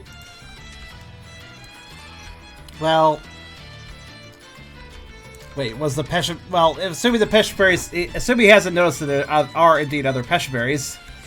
Are there? There might be. Tucker will look a little bit concerned when Riley offers that Pecha berry to him, but after a moment of hesitation, he just nomps it from Riley's paw. Right. Look at that.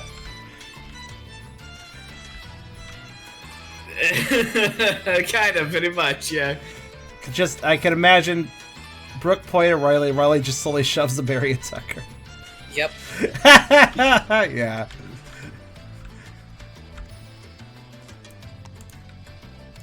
These are all duplicate tiles, right? Okay. So who's looting anyway? Good question. I'm gonna check if the Pecha Berry's double. I think it is, but I want to double check. It is.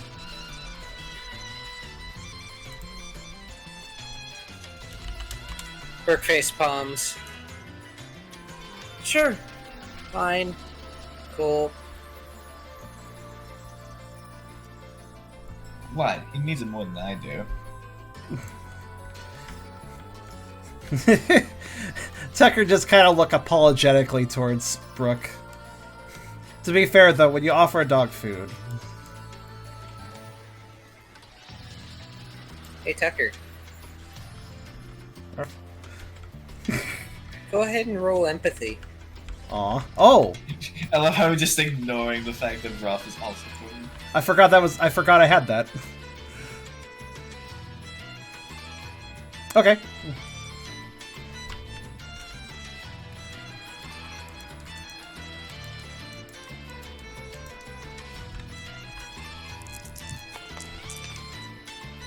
There's Wow. no empathy. He feels nothing towards me. I am sad. I wanted that to work. Aw. He needs it more than I do, he says, visibly bleeding and on 2 HP. He could be visibly bleeding on 1 HP and on fire. He'd still probably do it.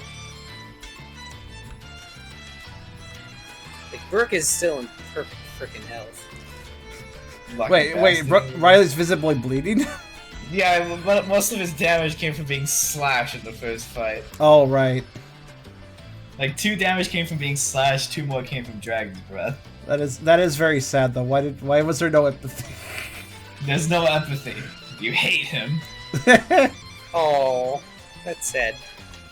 But now you all have technically cleared the way down, and you triggered the trap, even though you didn't mean to. I should probably, loot this stuff. I'm gonna loot the box. In the box, there are 2 Pecha Berries, as luck would have it. Alright. I'm going to throw one at the Munchlax. And assuming he's gonna eat it before it makes any sort of other contact with him. Yeah. I actually rolled to see what kind of items were in the box. And I guess Both times, Ri- both me and Riley ended up rolling for berry, and I'm like, well, the only berries that'd be in here would be Pecha. Rost berries would be an option as well. Anti-burn. After, by the way, I assume... Oh, well, you guys go first. There you go. No, you're good to go. Alright. Tucker will look a little bit guilty, and also a little bit relieved as the Pecha berries are procured. But, he takes a moment to rummage in his sack, and, trots up to Riley again with a oranberry held daintily in his mouth, offering it to him. Riley will take it and put it back in Tucker's bag. Tucker will look slightly taken aback and give him kind of a concerned squint. And kind of just hold it for a second. Alright, with his own oranberry, it is hidden away inside his hand. Ralph's gonna call at Riley and be like, "Hey, kid, Riley, you're a big dork. What do you say about that?" I'm gonna ignore him, and I'm gonna say to Tucker, look, hang on to that. I'm fine. I'm gonna try and throw it in his mouth when he talks. Okay. Can I go to catch it? Like, You're distracted talking to Tucker. You intentionally ignored Ralph, so he has the option for an initiative. So that's Dex fight channel because it's ranged. I swear to God, if you either way. slap this berry over my head, I'm gonna be upset. Next fight channel. That looks nice. I'm also going to assume Ralph inhaled the pecha berry before it hit the ground. Yeah. Absolutely. Well, okay. Well, you technically hit. I could will it up another notch. Could. Roll for precision? I don't know. Let's do insight, survival, logic for aiming, I guess. Ralph was a sciencey type. He probably knows geometry. Yes, the wind trajectory and everything. In the cave we are currently standing in. Some caves can be Parabolic blustery. trajectory go. It's not cave though. I just well, do kind trigonometry on the fly. Look, you do weird metronome things all the time. Insight, survival, logic. You said. Empathy, plus- Insert survival logic. Yeah.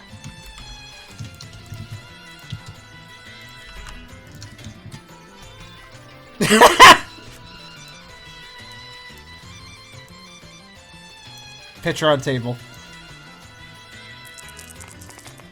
Oh gosh. That makes sense. Oh my God! Whoa, Well, that's really good, certainly King. better. Thank you. I mean, it's very accurate to charm in general. It really is. It's not just Tucker. It's me too. I don't know shit about JoJo. All I know is what memes. The Hex of JoJo, this looks like a screaming goomy. And now the swamp of screaming goomies is a thing. Message redemption. The Hex of JoJo.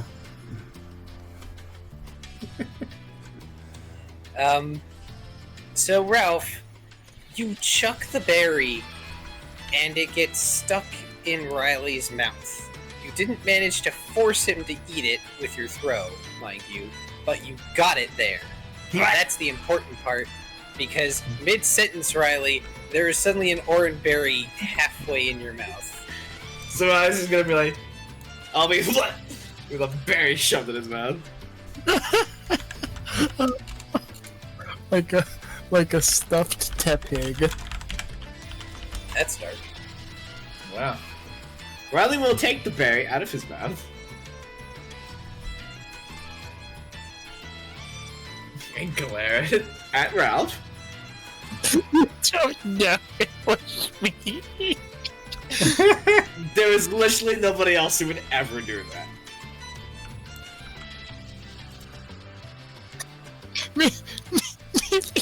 What's wrong? You don't know.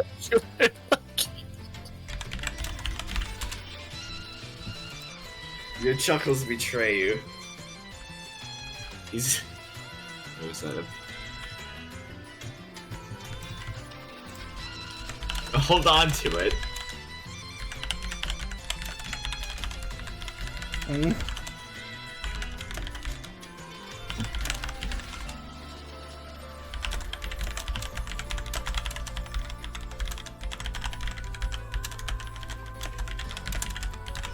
Ew, gross, Brooke says.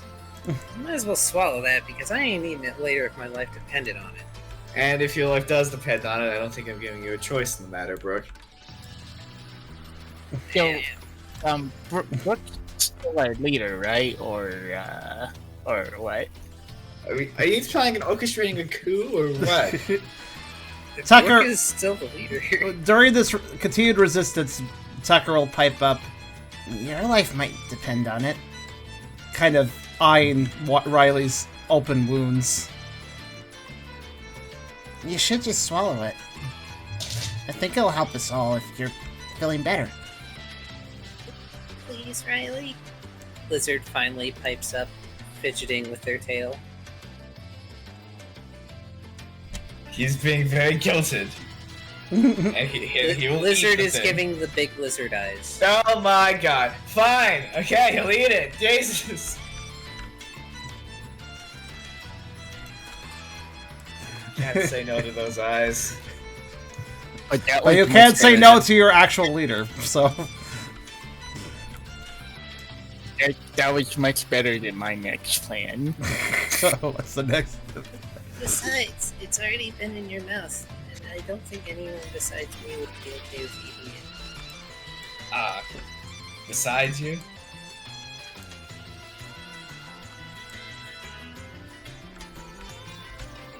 Well, I trust you, Riley. Even if you have Riley germs, I am okay with catching Riley germs. Riley Jones.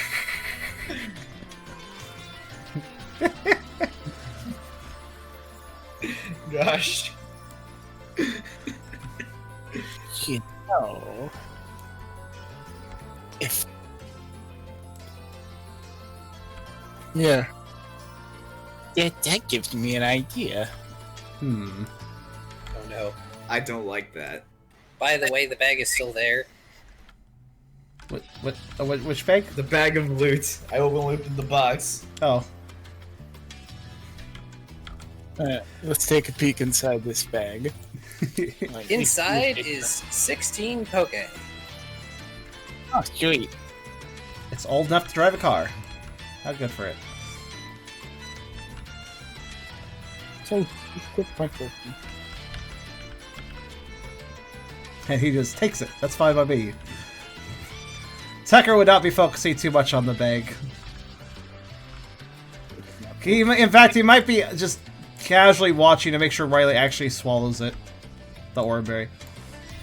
Talking about that. Riley's fucking broke compared to the rest of you. He's got like $11 to his name. Y'all have over 100. Tucker still remains the richest, I think. 16 bottle cats. If we're still doing the running gag where every time we mention the currency, we use a different currency. I ran out of currency names, so I just started Rubles! using poke.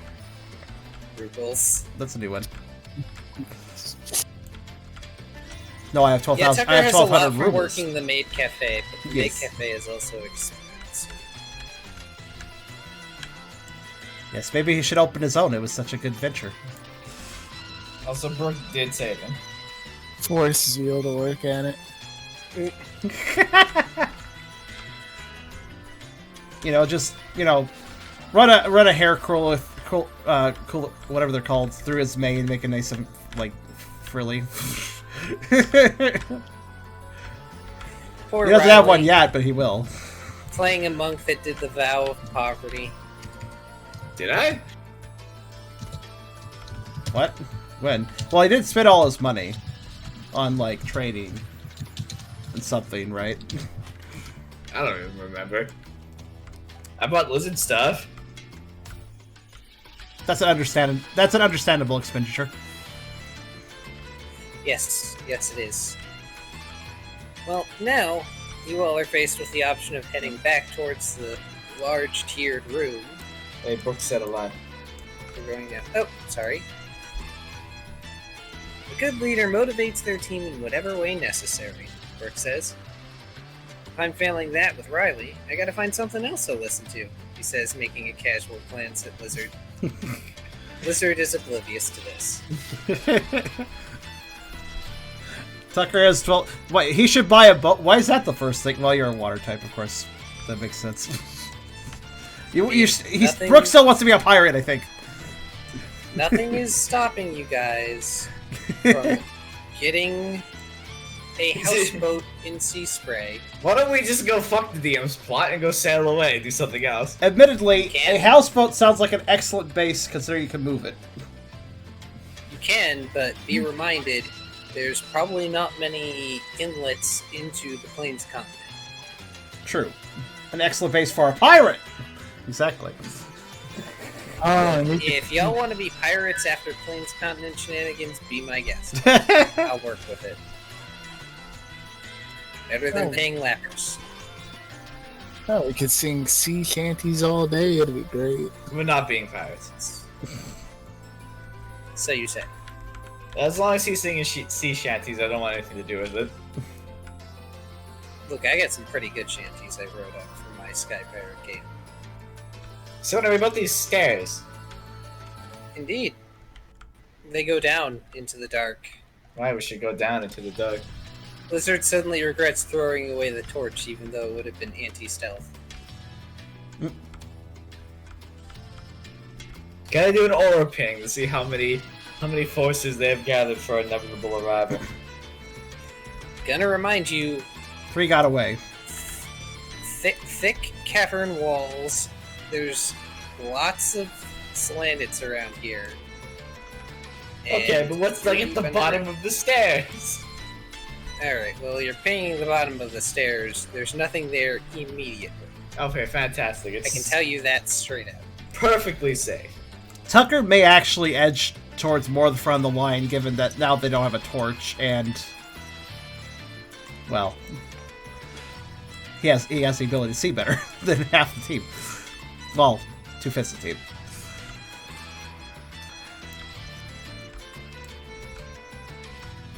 What the hell kind of staircase is this? Yeah. What is this room it's gone to? Tucker also provides a useful support for either Brooke or Ralph in case they misstep down the dark stairs.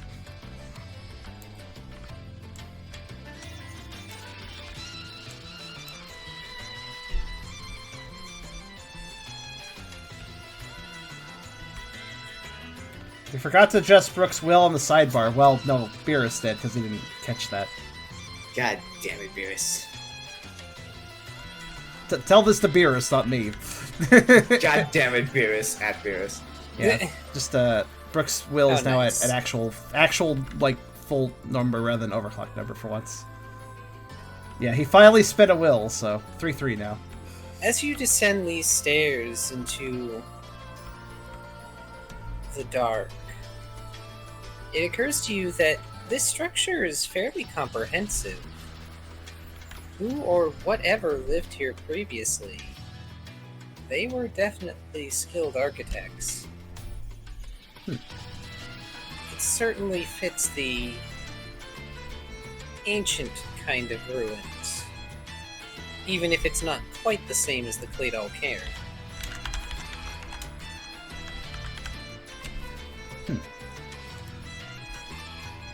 Like, whoever built the Claydol Cairn had no idea how to do architecture. Whoever built the Claydol Cairn knew how to do non-Euclidean architecture. Which is stupid. Normal response for something you don't understand.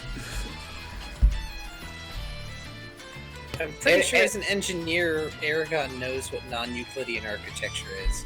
Yeah, I hate it. Well, isn't that literally impossible to build? Humanly possible, yes. It's not impossible, it's improbable based on everything we understand about architecture, pretty much. It can't really be done by humans in a feasible way without, like, kind of breaking certain laws of physics.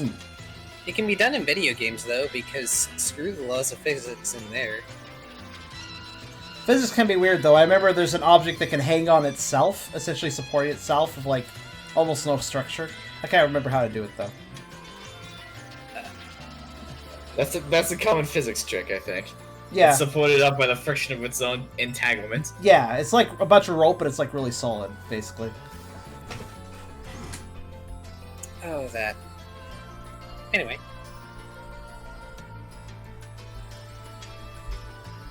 So is this just a drop down here? Unfortunately, you come out to a platform with jagged edges as you sort of walk about the edge bits after finally having descended the rest of the stairs. It looks like there must have been a shift in the earth at some point, causing the other directions of the room, leading out to different hallways, to slide even further downward. Another deep rumble shakes the room, and small pebbles, rocks, and dust rain from the ceiling. Well, that's not cause for immediate concern. I don't know what is. There's a deep, guttural noise that echoes from the exterior halls. It is distant, but even here, it's loud.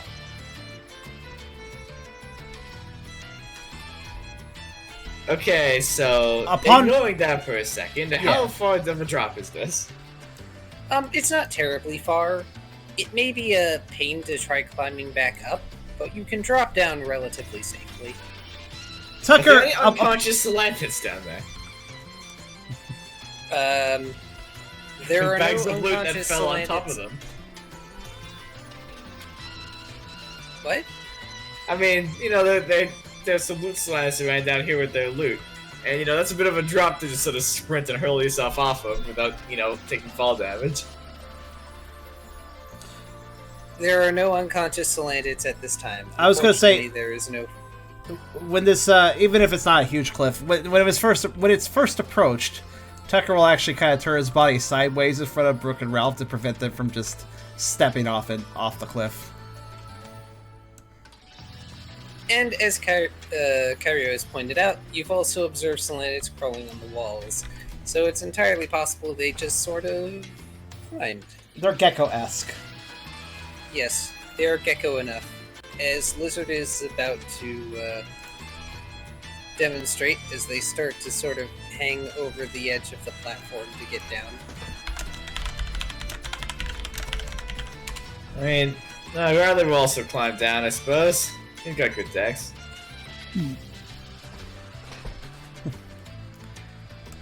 I actually Googled non-Euclidean architecture, and I have a copy of that famous stair painting, like, right over there. MC Escher. Yeah. It's literally the most famous and frustrating image. Oh, the aqueduct. Why is everybody the owner of fine art? And this is surprising.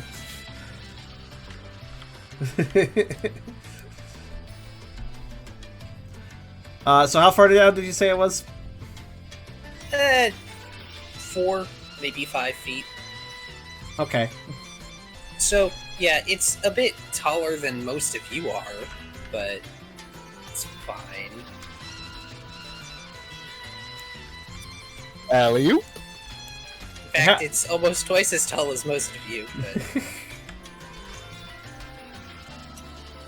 Well, assuming the ground looks stable enough, Tucker will actually just do a leap down. He's not exactly a climbing master, after all. There's a resounding... Sorry, go on. It's alley-oop. Is Ralph doing that too? Yeah. There's particularly resounding sets of thuds from both Ralph and Tucker as they hop down. Glad I climbed. It echoes a bit, and the quiet is mildly unnerving. You didn't realize it before, but there was a sort of ambiance previously. You can actually go ahead and turn off the music for this. Oh. There was an ambiance previously.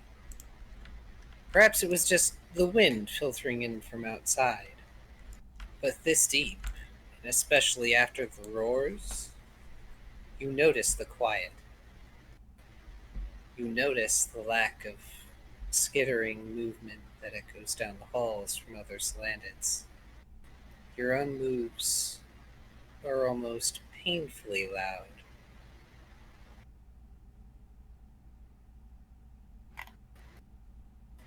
The question is, which side did you all drop off? Are you heading to the right, or are you heading down? I assume we were just headed forwards. Tucker would have leaped towards wherever Riley ended up walking. Wait, Liz was the one who went down first. We should be asking you that. I guess fair enough. You're only lucky enough to have stairs 3 times in a row. Well, I guess we climbed down quickly.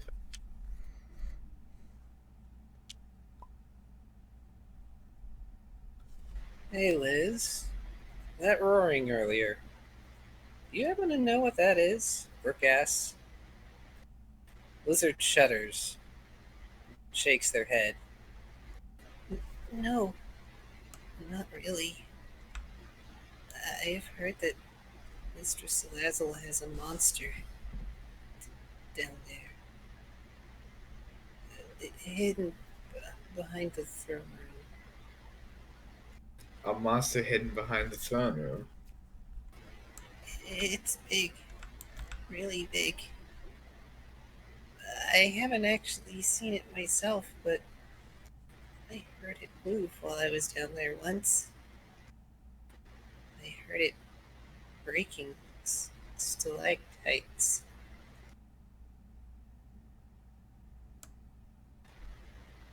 I think if it got angry, the whole place might come down. Let's just hope we don't need to confirm that rumor, Brooke says. Tucker folds his ears during this conversation, but says nothing.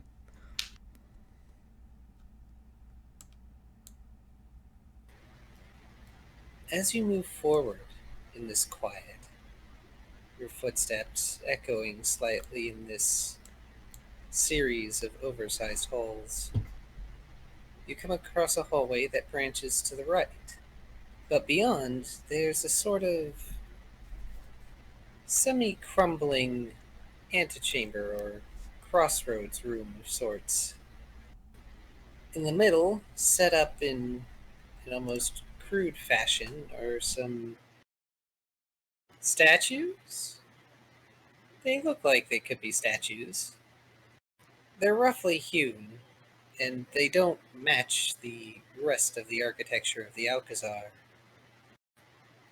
But they seem to be of what might be a feminine figure posing in 3 different poses. It's hard to tell, since it's both dark and, well, the workmanship is far from perfect. I'm sorry, Yeah, what did it represent? Or what does this appear to represent? A feminine figure. Oh.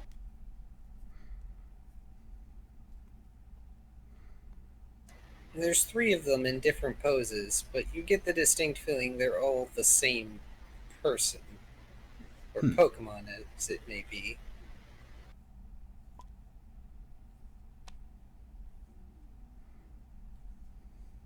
Attempted to making it sound like they weren't forced to.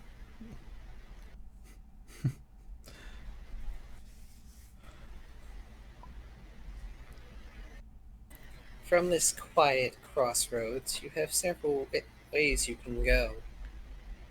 Back in the hallway, there's a winding path to your right. But as you enter this chamber, it looks like there's a hallway immediately to your left, and what looks to be another fanciful archway beyond the statues, leading further forward. I mean, I personally feel if we're looking for anything important, it's past the archway.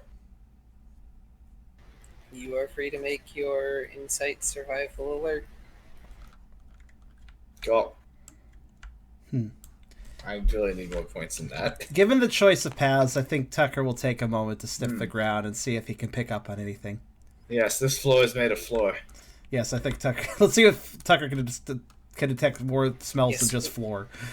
Riley can see the floor is made of floor, and he's realizing he might need to focus on his ocular acuity a bit. What's my stiff roll? Was it Insight, Survival, Instinct, or something like that? Or wait, no, I mean, not... Actually, maybe it was Instinct.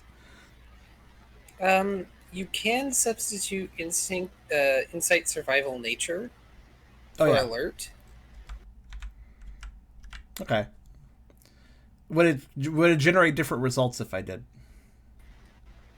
It would be purely scent based. Okay. Like, okay. Is that a yes? Yeah, you can. Okay. You can do that. I was wondering if if Tucker would perhaps pick up on different sense if I went with alert, because alert has a worse score, but would it be more useful? Because I don't have points in alert, I have points in nature.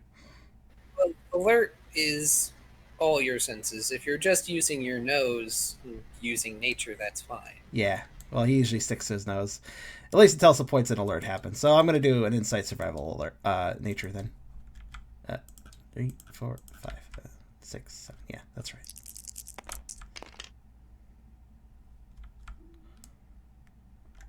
Well, at least I don't have ones this time.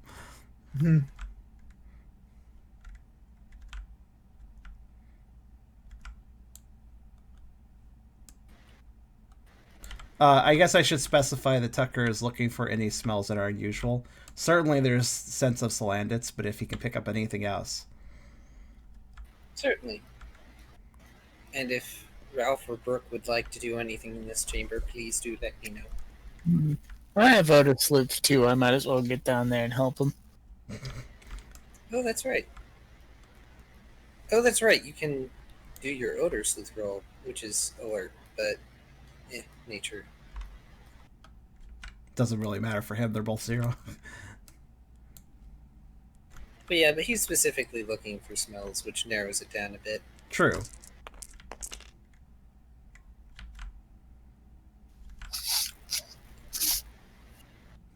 Smells like dirt. I mean, he's not wrong. Dirt, dust, and salandit for the most part. I It's think almost difficult to. we're on the though. I smell dirt and ground. So dirt comes from the ground, and what are we looking for? The ground type. We're on the right track, guys. We're underground. I mean, that's not necessarily far off the bat. Because the interesting thing is the floor is made of floor with extra steps, yes. But the interesting thing is the statues are very new. In fact, based on smell, they seem to be made of, well, not dirt from the caverns or the Alcazar. Dude, I'll bet there's a secret passage of one of these. That, or when we touch them, they come to life. That would be horrifying. Because as you get closer to inspect them, they're kind of semi-melty messes. They give a basic idea of what it's supposed to be, but up close they ain't pretty.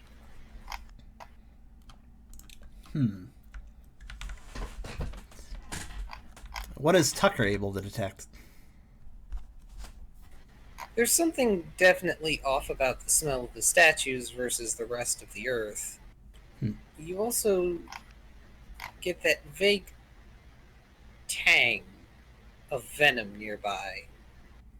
You aren't quite able to pinpoint where, but you get the feeling that there's another poison trap somewhere in this room. Oh. Alright then.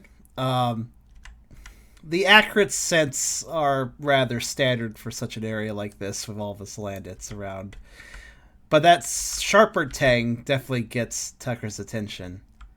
He's going to remark, guys, either there's a powerful poison Pokemon around here, or maybe there's another trap. Be careful.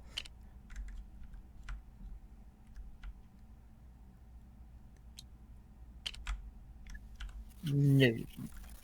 Can I try and look specifically for the trap? Quill, avoid trap! Avoid trap. Isn't there That's detect cheating. trap as well? Yeah, there Yes. is actually. But like, I'm okay with Bork just blindly attempting to avoid the trap. Just It's avoid just it. going to be a lot harder. I mean, it's just instant survival alert for checking a trap, and I need all 3 to roll success to see it. So let's see, ladies and gentlemen. Let's see this horrible fail. So it's you're doing detect trap? Unfortunate. Was this detect trap you're doing? Yes. Yeah. So let's see. Hidden traps require 3 successes, while extremely well hidden traps require 5 So- or more. Okay. So, Didn't see shit. hang on. Does Brooke want to try and blindly avoid the trap? He just said that he only found a void trap and didn't look further. Yeah, there's a void trap, detect trap, and disarm trap. So, did you want to try I know. saving? I'm letting him know. I know, Okay. but like I mean, it'd be funny. It would be funny. but it's up to Kyrio. That's why I have to ask, just in case. WWBD. What would Brooke do?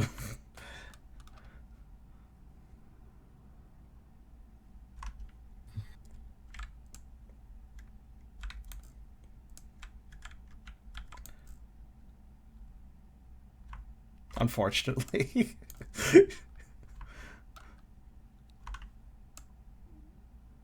Going to try and detect it. He's not an idiot, fortunately. Unfortunately. Nope, fortunately, I'm correcting that. Oh. Well, that's enough if it's not a well-hidden trap. Unfortunately, it's dark, and you only have one dark type and one other who's actually quite used to this sort of surroundings, even if it's been a while. Lizard takes a look around. They seem less than familiar with this particular room. Though, as Brooke and Riley try to scan for traps, there's nothing particularly obvious. There's no pressure plates, there's no swinging panels or holes in the walls. It's just the statues. And, of course, as they get close to the statues to inspect, they're kind of creepy and mildly melty looking.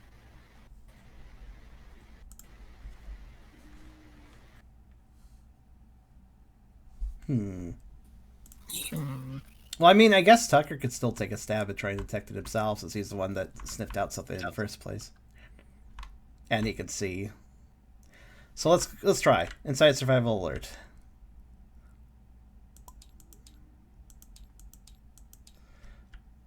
I get the idea, but I assume my roll failed. I it sounded like it did. It didn't fail, Well- but it didn't give you enough to actually find the trap. It's a you would have succeeded probably if you had visibility, unless of course the trap is really well hidden, in which case, well, we're gonna know in a second because I just got a 4. As Tucker paces around the room looking for the trap with everyone else, since it's better to have the trap triggered and dealt with so that when you leave, it's not there, he notices something odd. There's no scent of the Salandits around the statues, at least none that are recent. In fact, it smells particularly acrid at the bases of the statues. When you move closer to inspect, it's strange. Though they're all kind of melty monster messes up close, the bases are newer dirt than the rest of them. If you can call this dirt. It's very solid.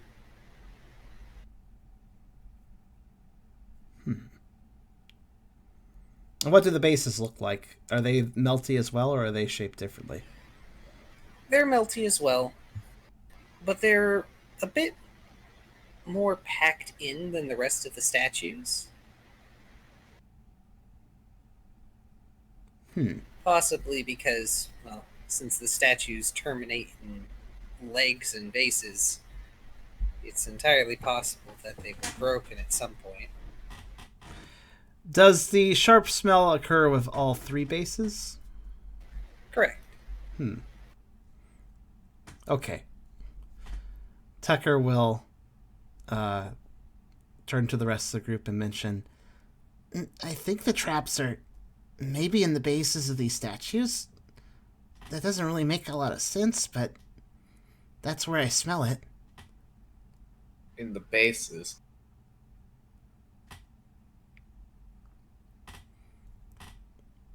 He kind of nods, not sure what else to say.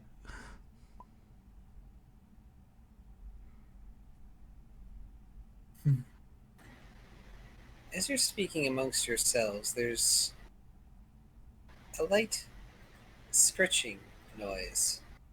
Familiar claws along stone. Lizard comes up, looking at the statues, kind of concerned.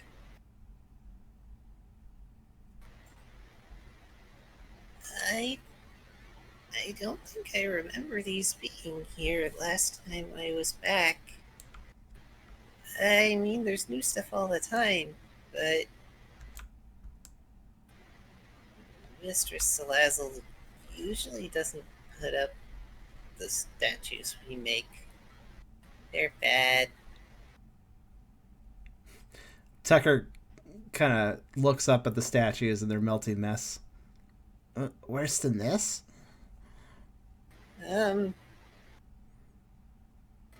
Maybe not this bad.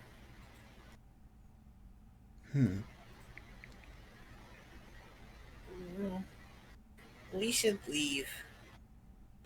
If we can't find the trap in the room, maybe we can just leave without triggering it. Because I can't see any of the usual stuff around here. So I probably wouldn't be able to disable it anyway.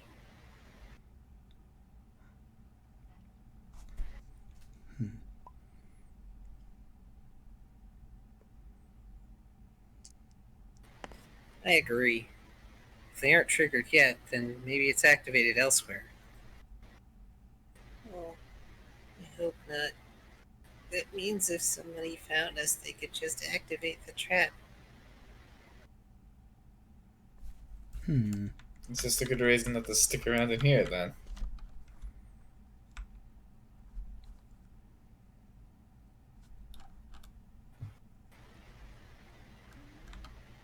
In the distance, you hear, at least in the silence between your conversations, soft scraping, heavier footsteps than most of the other Salandits you've come to recognize, followed by a much closer skittering, but this time Lizard hasn't moved.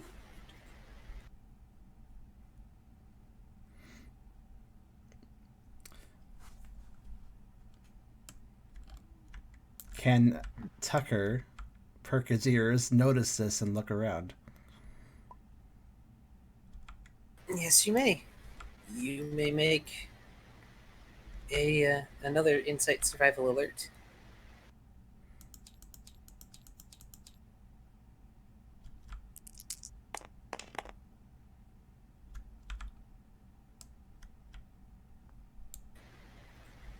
Cast your vision out in the darkness, but even as you lean around the statues and peer at the other hallways, you don't see an awful lot at first. But then as you move around, you see from the far hall there's a familiarly bulky silhouette.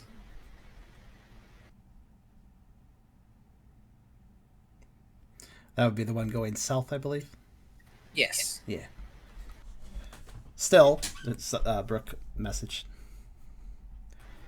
Yeah, we need to go.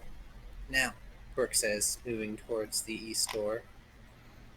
Tucker does gaze the silhouette for a moment, but agrees that perhaps making the party making themselves scarce is a good idea, and moves east.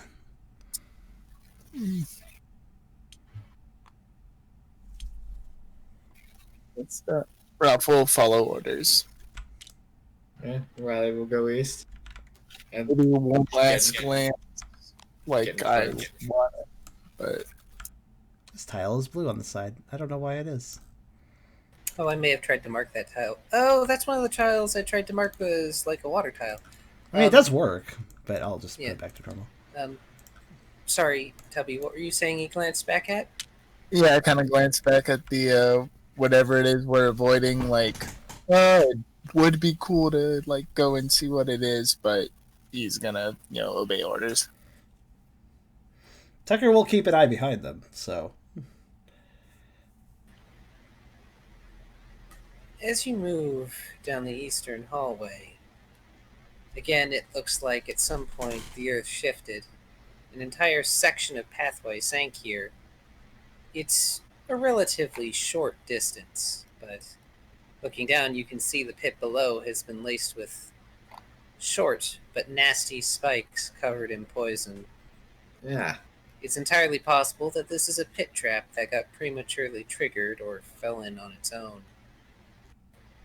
Lizard,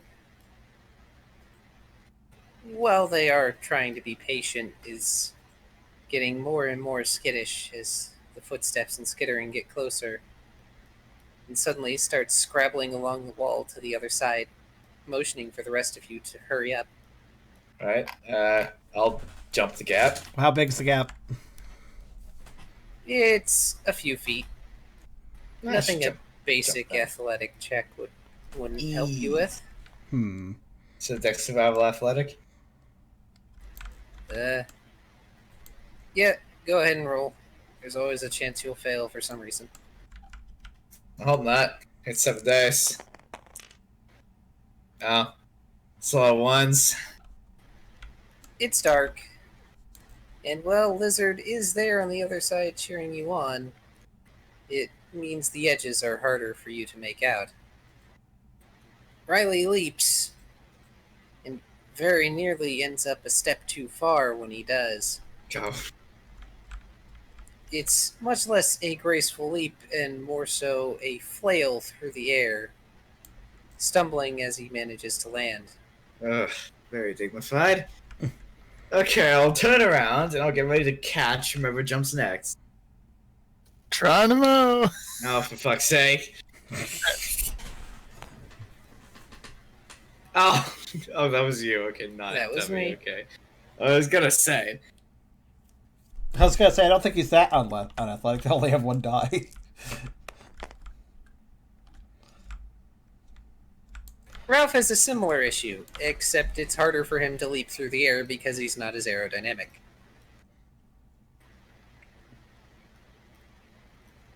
But he leaps, and with Riley there to catch him, it's a sure thing. Though, with the noise you all have made, the footsteps are growing closer, much faster. You're next, Tuck, Brooke says. Tucker seems concerned that leader isn't going first, but he doesn't waste time and does indeed somewhat nervously do the leap. What was the roll again? Dex Survival Athletic. Yep. Dex is useful for many. 5 dice. Okay. Wow. I guess he can see. Makes Yes, sense. yes. Tucker can see and thus kind of can put his paws right in the corner and bound off of the inside wall a little bit for a better burst of forward momentum.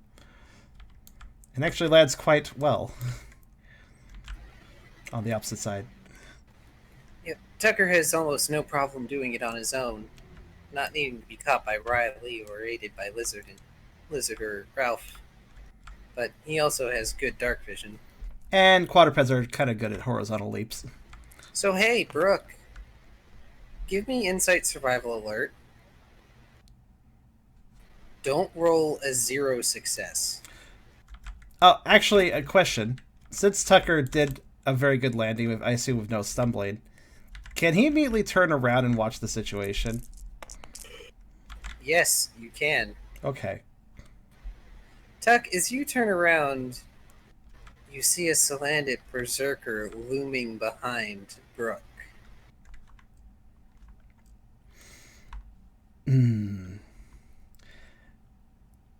I assume it can't be initiated immediately, but Tucker would like to ready a Dark Pulse.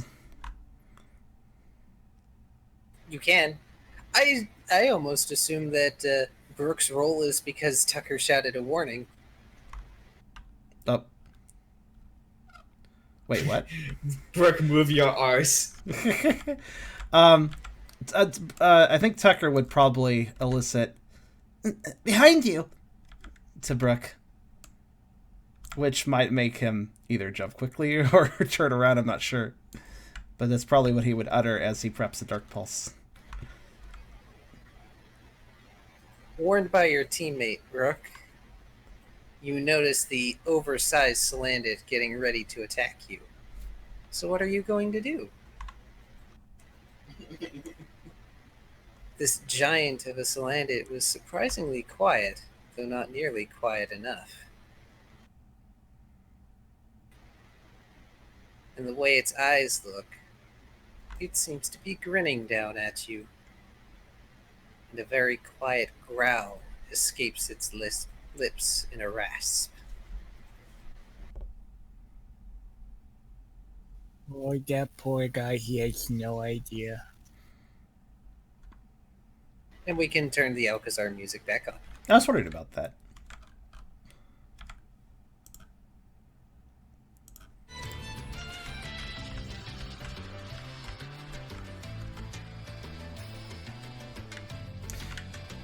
Well, Tucker will be trying to do a Dark Pulse as soon as he has the opportunity. So just let him know. Let me know when that opportunity arises.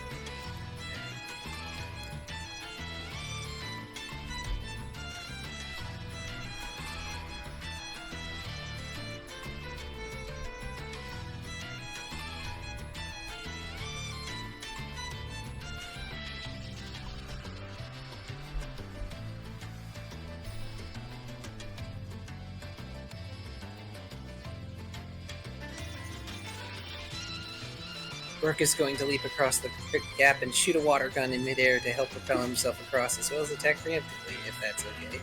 Alright, That sounds complicated. give me a Dex Survival Athletic, and then your water gun with the penalty.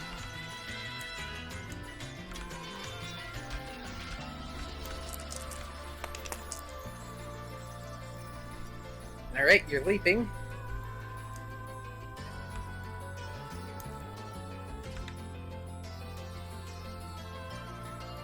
So that's going to be a leap, midair twist, and water gun.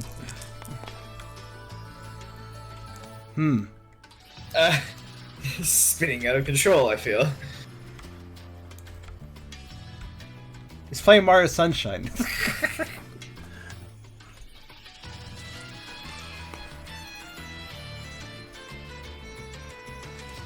The oversized Salandit just barely manages to sidestep the water gun, but the rash move is paid off. Brooke is now across the gap, and the Berserker is left on the other side.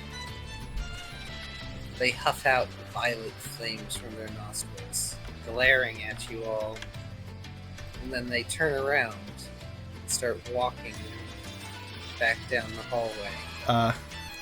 You For some sure reason, about they're that? being quiet. Are they going to get away from the Dark Pulse? You are free to Dark Pulse because That was- they are getting ready to go. Okay.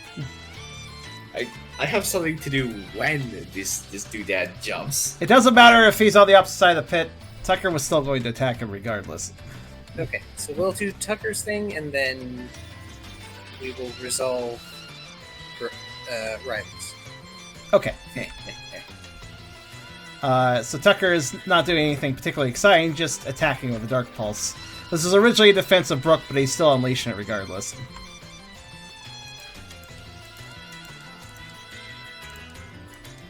I don't think he's Yeah, jumping. I get the impression he's taking a different route. Perhaps. Yeah, the Berserker isn't jumping. Wow. Oh.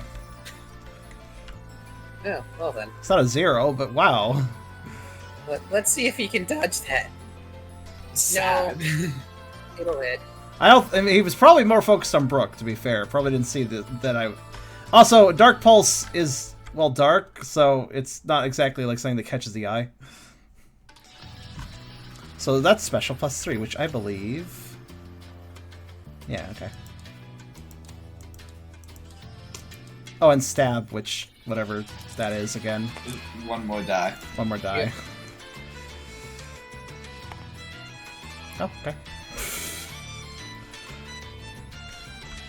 Worked out.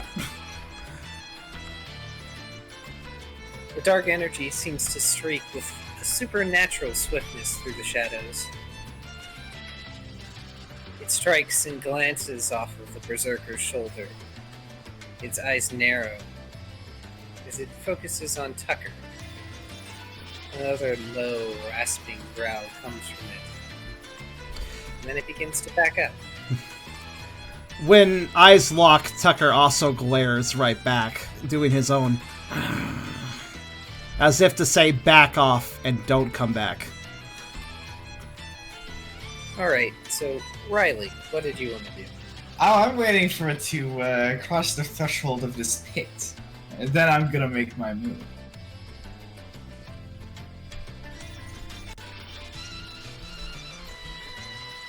How unfortunate. He's just leaving. He's I'm not leaving. gonna get my moment.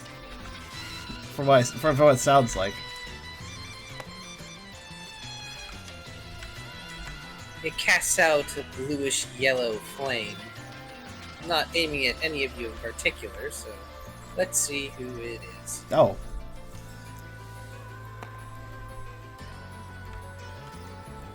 Oh no, it's poor Lizard. Let's see if Lizard dodges this. No. Hold on a second. Can I use Force Palm as like a shockwave to push it back, so it doesn't actually make it down the hallway all the way? That would be Clash, and you're free to. It would probably succeed. It's actually not a If bad not, idea. Lizard has dodged it. I'd fight Clash.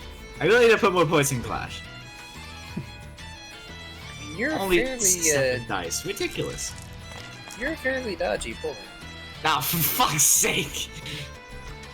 Well, it would be enough to stop it at least. God! Can't roll for So while shit Lizard today. does try to cower off to the side, Riley force palms, dissipating the flame. But in the process, it also covers the Berserker retreating.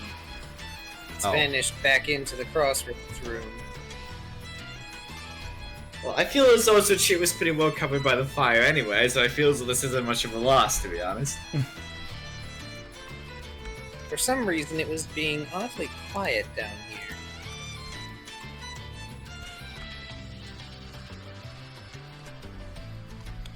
Not just it, but everything was being oddly quiet. Even the music. Yep. Though unfortunately, this pathway seems to only have a path leading north. Well, I guess we know which way we're going, unless you want to jump back over that pit. Probably not a good idea.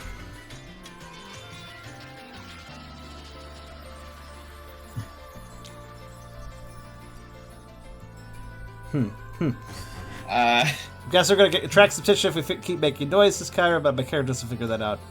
I think Tucker has an idea, but he also kind of figures that they're already revealed. Much better.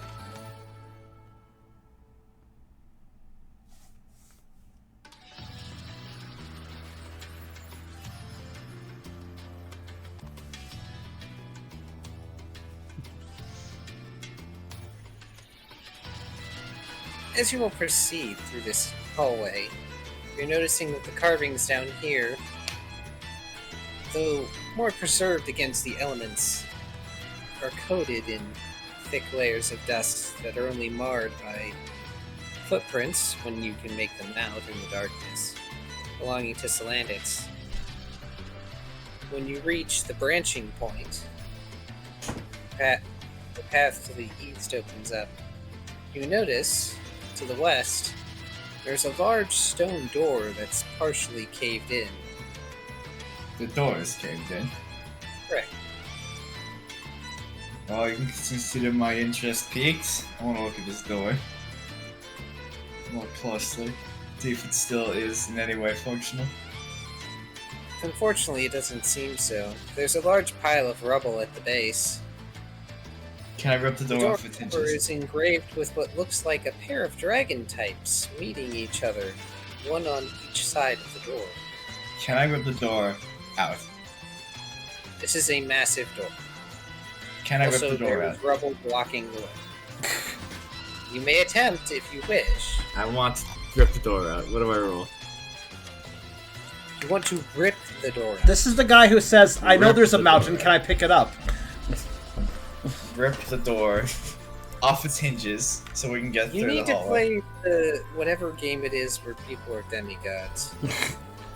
You would enjoy that. Strength is Okay. fun. Toss pennies like bullets. Hey, the first thing Colin Riley did after he was, not in combat was rip open a pneumatically sealed door. Now you've made me want to make a character that tosses coins as weapons. Terrifying. That's called payday. Lord. An actually suave and aesthetically pleasing version that knows payday, but the coins are deadly. In any case, that'll be flat strength. Flat strength. But what do I need to roll to pull this off? Well, we'll see. Okay. Give me vitality survival. I'm gonna break my fucking back. While the Riolu Bitch! While the Riolu tries to be macho, I think Tucker will be examining the other forks, as well as keeping an eye behind them.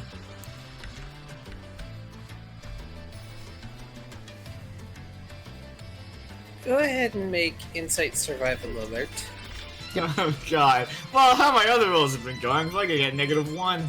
Oh, not you, I meant Tucker. I mean, you can observe, you can be insightful about the door if you want. Yes. I He observed is that. focused on trying to tear the door off its non-existent hinges. Unfortunately, Tucker doesn't see particularly much. If there are other Salandits skittering about, they're being very quiet. It's very difficult to see. I'll take a look. Let's see here. Well, with the cursory visual information that Tucker could see, is there anything to note about the north and east paths?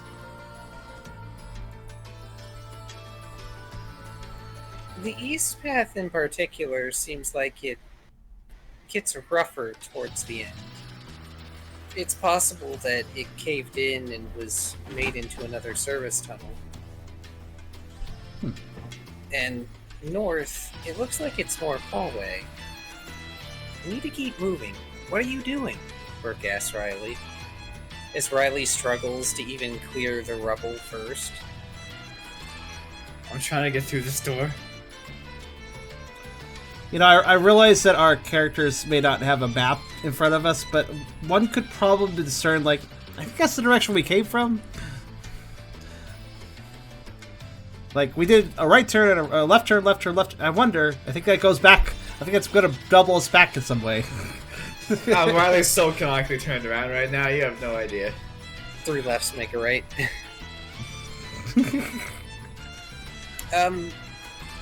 Was Ralph going to make a perception or something? Sounded like he was gonna. Yeah. Take a look at this. Also, I'd like to note that Kyrio did say he'd have to stop for dinner pretty soon. Insight, survival. Alert! Yeah. So much like me, 5 dice.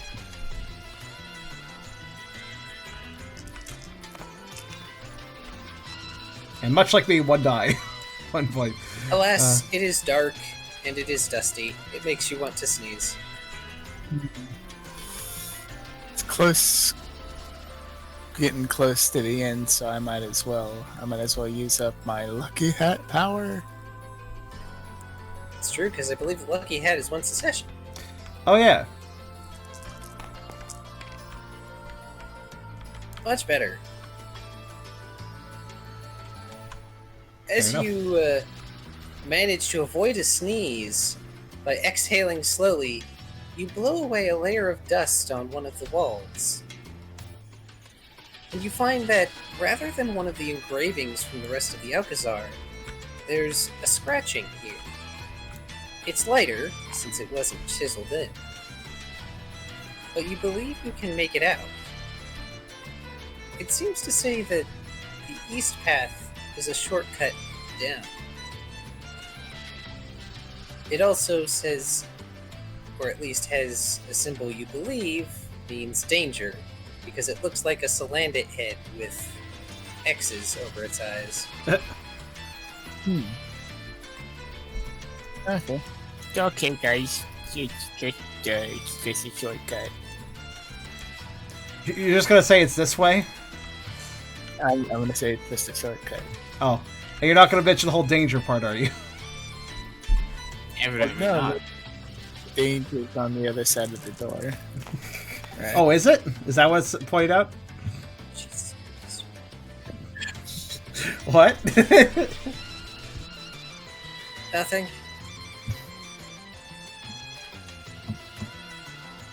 I heard that. Yeah. It's a shortcut. Yeah, like, It wasn't at you guys. Oh. Oh, it's a dangerous shortcut, see? Blizzard has been quiet. And they're sort of backing up. Kyrio, wait, was it the shortcut the doors to the west? That is correct.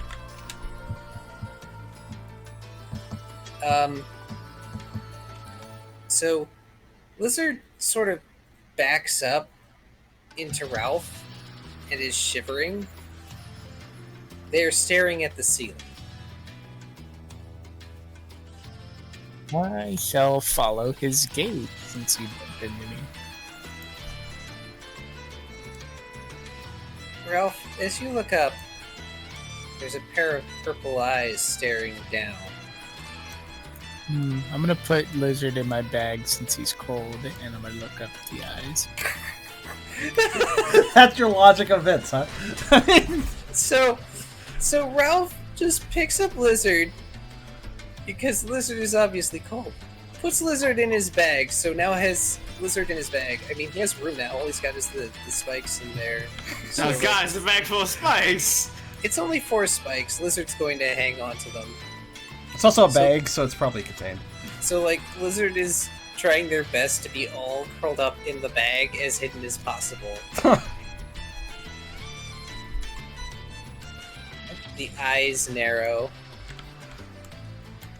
but no sound is made. Oh, I know. I'll get down and I'll pretend to be a Salandit. I'll get down on all fours and like. What in the name of God are you you know, trying to accomplish? It might be, just might be worth pointing out to the person who can actually see in the dark to maybe check the ceiling, but I don't think you know the Tucker's guy aware. who has the power of aura? You know... Alright, This I'm is gonna like, But Okay. we're talking about Ralph here, so I'm just gonna let him do his thing. okay. like heads Okay. up, heads up, guys. We got what on the ceiling? So everyone pretend to be a Salandit. We'll fit right in. Tucker takes one moment to look at Ralph bewilderedly before just immediately turning his gaze upwards, because that's more important. So, is Ralph still going to try and pretend to be a Slandit? Yes. Okay. How are you the smartest party member? How? How? Okay. He- I'm trying to think of how this deception would work. It wouldn't! The reason he's the smartest is because he allows his brain power to come out and burst, and otherwise doesn't use it. He doesn't overextend it, I So- guess. Give me smart contest perform. At -6. Oh no, I'm not going to impose a negative. This is going to be a hard roll. That's a 5 he can roll, so let's see. Tucker, your gaze slowly slides up, and you see the eyes too, narrow as they are, staring down. And in the dark, you can tell it's one of the leaner ones. It was probably one of the looters that you saw previously, or another similar to them. I have a question. I want to epiphany 2 points into perform. Go for it. You spend that XP. Also, yes, Riley. can I also see it from where I'm at down the hallway? Oh, that's right. You're down the hallway. Well, you can look for sure, or do you want to aura ping? I mean, they're talking about stuff, so I would like to aura ping. You were kind of busy with the door, though, so I imagine it'd take you a second. Yeah, it's also Ralph, so it depends on how prone you would be to ignoring Ralph. I mean, Yeah. he's acting more like an idiot than normal, so that usually means something important's going on. There's like 100% chance that there's something important going on. Ralph is acting stupid. It's not wrong. I'm so angry that I. Visibly, he's not wrong. I am sad that you did not get a better roll. So, Ralph does a good job of... I want to will it up to 4. Alright. I mean... Okay. I'm actually really sad that I used my hat on the door. This would have been much better.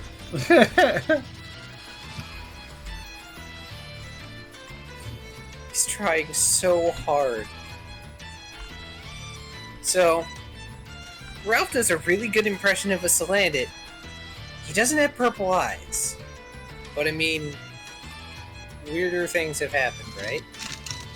So the Salandit on the ceiling is squinting really hard right now. It's kind of blurring their vision just a little bit. Kinda looks like a big, kind of fat Salandit. Maybe one of the smaller ones decided they wanted to be a berserker and thought eating a lot would be a good idea. Mr. Salazzle will probably take care of them later. For overeating from the stores. But it can see the rest of you. I have a question. 2 questions, actually. Yeah. Can it see me because I'm down the hallway? You are kind of around the corner, so no. You Okay. also, I don't believe, have tried to perceive it yet. Okay. If I do successfully perceive this man, I want to throw a rock at him and knock him off the ceiling. Too bad you don't have, I'm surrounded in a pile of rubble. There will be a rock here I can throw. It's true. So, Oh, did I make that story? are you trying to perceive normally, or is this your aura ping? That was the aura thing. Okay, yep. You ping one of the signatures that reminds you of the looters. Because at this point, you're starting to be able to tell them apart a little bit. Right. Fat bastards are the fat bastards. The sprightly ones are the sprightly ones. Gotcha. Yep, this is one of the sprightly ones. Right. Its aura is lean. Hmm. It's thin, but it's not weak. Whatever happened to the bag of Geo Pebbles Tucker had? I Did you believe trade it for Tucker- something? Yeah, you traded them. Did they trade? Oh, you used them as a souvenir for the Marite Bowl, Oh, right. if I'm recalling Right, we made this the thing. It was a crafty project. Yeah. Yes, I remember. Okay, so can I throw a rock at this roof man? It would expose you, but you may. Well, if I get him, maybe it won't matter. Give me Dex Survival Stealth for ambush, just in case. So he'll never find me. But don't worry, judging by my rolls this session, I'm gonna roll a 0 and he'll notice me instantly. Yeah, there we go. What the hell? Hang on, let me check the stats. This sucks. Should throw your bone. That would have worked better. I'm just being stealthy. I haven't thrown shit yet.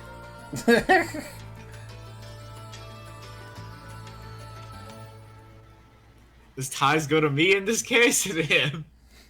Do you want to spend a will to win the tie? I know what you're trying to do. I know you're just trying to get these will points away from me. Fuck it, why not? Cool. Free attack. Alright. I want to throw a rock at it. That's That's super effective, right? Dex Fight Channel. And yeah, technically, I guess that counts as a rock type move.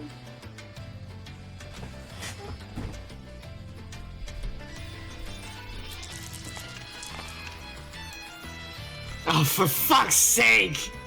It's What's an ambush. happening? It's an ambush. I just needed to make sure you either crit or didn't throw wide. Touche. Alright, what do I roll for damage? Strength +1. And it automatically does an additional damage because super effective. Is the objective to try and knock this guy off the ceiling? Partially. Hell yeah, my best roll of the day! For brain damage on this lizard. You beam them in the head and they fall to the ground unconscious. Oh, there we go. Job done. I'm gonna rejoin the group in the There's just little this crossroads. resounding whack, and then thud as the looter crumples on the floor. Lizard just sort of stares at it for a minute, and then looks back where Riley is, and does a very quiet clap and goes, "Good chat, Riley." Riley will give a thumbs up and rejoin the party. It's a lizard just popping his head out of Ralph's bag to do this. Alright. Lizards will crawl out of the bag, leaving the spikes in there. I do like how lizard can be both a party member and an inventory item. Anyway, yes, Tubby. I'm gonna move the body in front of the door, like prop it up that way. It looks like it's guarding the door. There we go. I mean, considering there's a pile of rubble there, you can probably pose them like they're using the rubble as a chair. There we go. Gonna pose them out there. There we go. You're doing a very good job. Alright, bye-bye. Give me a contest performed to see how well you pose them. Put those points to use, boy. Do Riolu have thumbs? Asked somebody in the chat. Yes. I'm pretty You sure cannot they convince do. me otherwise. I mean, he certainly I does. in his believe picture. Dragonborn have tails, so there. Unpopular opinion. Yep. They are posed believably. Nobody would know any wiser. Mm.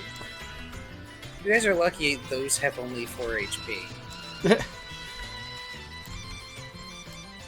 That means I can KO them really easily with Bone Club. Yes, you can. If If I not can for hit that the boss type bastards. damage, it would be up with 1. Don't worry, if it survived, I would have been charging at it with the Bone Club. I would have had a repeat of last time. I mean, it would have still been on the ceiling, but good luck. Why was it on the ceiling? It Stealth. was watching I you. mean, it's a good place to hide, but it was watching. We don't need some. Don't need them reporting our location. So this has worked out. Because dogs don't look up. Well, Tucker did eventually. Also, why specifically dogs?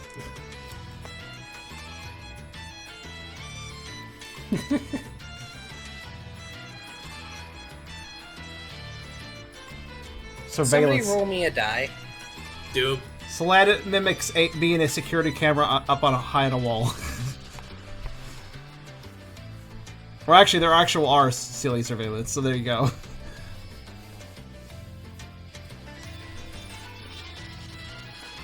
Well, Lizard goes over and sort of pats over a satchel that this looter had. And then they come back with it and hold it out. It looks like some sort of ball? Who's he holding it out to? Just in general to the group. Do we know what it is he has? Not really. Lizard sniffs at it for a minute. Oh, I know what this is. This is supposed to keep your energy up when you have a really long shift. Mistress Salazzo doesn't send any backup, or they're all unconscious because Mistress Salazzo. It's an energy powder.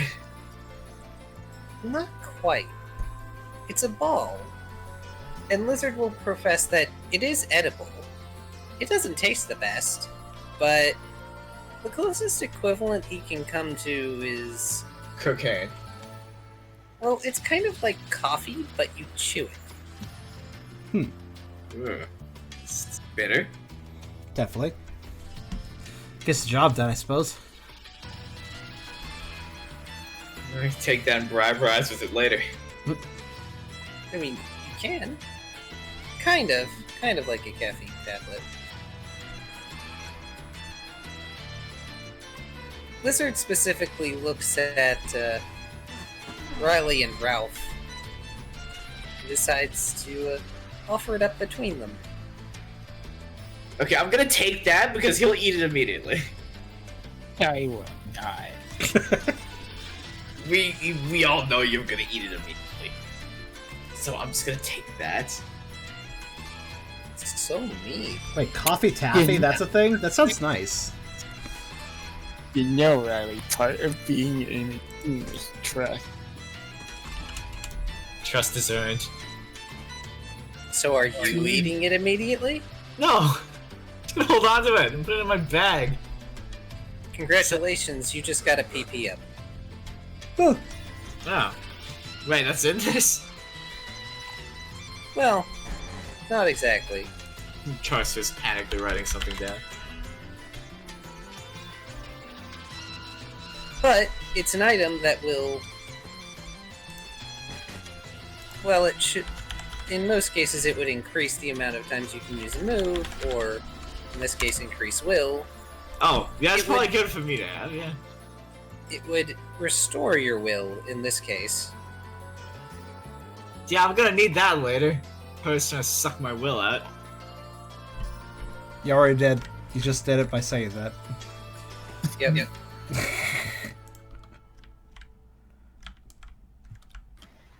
Do you guys mind if we call the session here because it's getting late?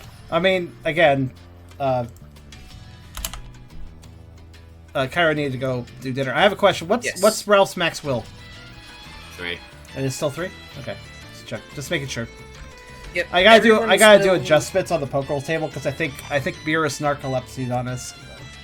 Riley's the only one with a full will pool. Okay. Correct. In most cases, will can only go beyond the cap temporarily. Wait, when did you use a will? Me? Riley, yeah. You Just use very it to win recently. the ambush. Okay, yeah. So I think Beerus has been in. I think Beerus fell asleep on us for a little bit, so I fixed it all up. It's just give me 6 minutes so I go bed. But yes. Oh goodness, I do need to give you all XP. Alright, well, 2 XP for the session. Yes. How many fights did you guys get in? Oh, there was the first 2 3. looters. The chubby man and this last looter.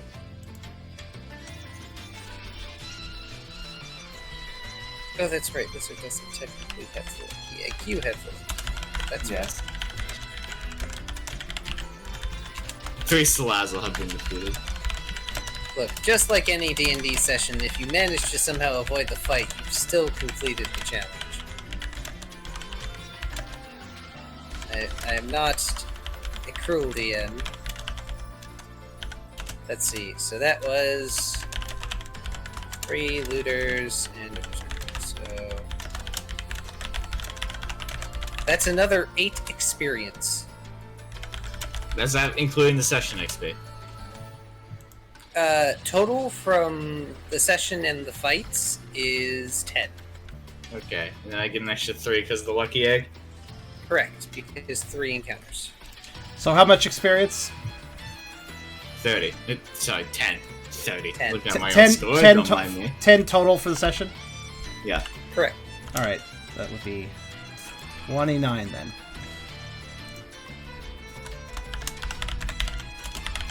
And we can also count part of that experience, if you are dissatisfied with having run away from the Berserker, as dealing with traps. Right, I'm spending 30 EXP to do stuff. You sure? Look, Carl, we both know we're gonna have to beat the shit out of like 17 more Solander by the time we're out of this dungeon. It's fair. Hmm. Don't worry. Next time you all will be in the keep. Finally in the second part of this darn dungeon. But we're going to spin this maze on Dex. I'm kind of tired of, like, Dex being not great. Actually, yeah, Make Dex sure is kind your of... stats aren't going above their cap. I don't think I should be, but I'm gonna check. The Pokedex page things in the... Yeah, that's where you can find out. I wonder what my caps are. I haven't looked at them for a while. I don't think I'm there, though. Let's see. What's Tucker's rule? Did I keep that written down? What is this notes? Free lunch convince. Oh, wait, that's right. That's an older note. But like that's always something relevant. Free lunch. Always convince people for free lunch. That's always a good funny thing. accuracy cap now 10 dice. I'm trying to remember. I think Tucker's rule is that his strength has to be One higher than his dex at all times. At all times, yeah. It's this book.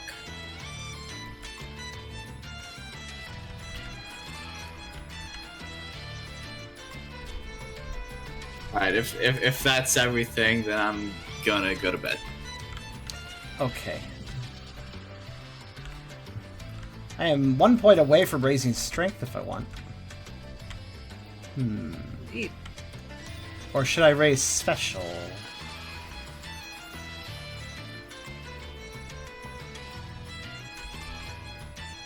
Raise special, become cuter. There's a temptation, because special is useful and cute is useful, so...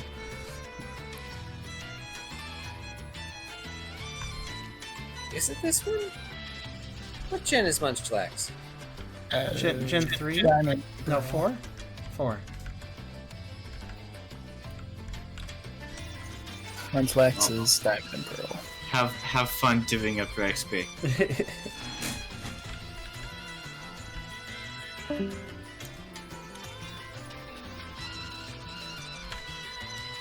I should just look up what number it is and look in the PDF.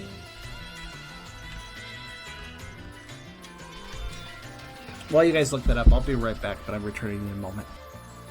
Okay. I believe I'm already maximum strong. Yes, I know that much. I'm the strongest. Well, Jamie, I'm the strongest, Riley, because technicalities.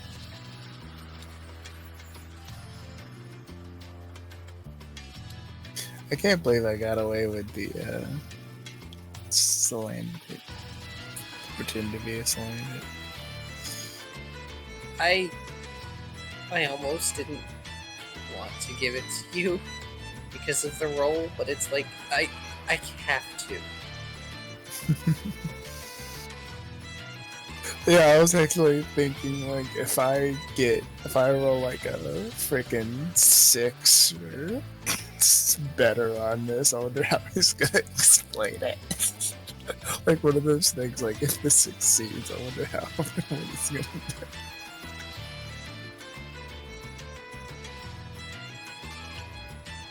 It's time to roll this further. What's this X and Y? That's X and Y.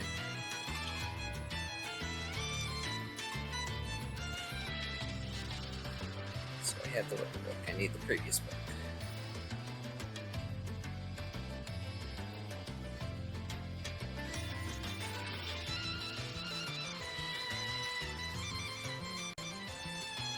This might be max dex for me, 3. I can't imagine it's just 2. There we go.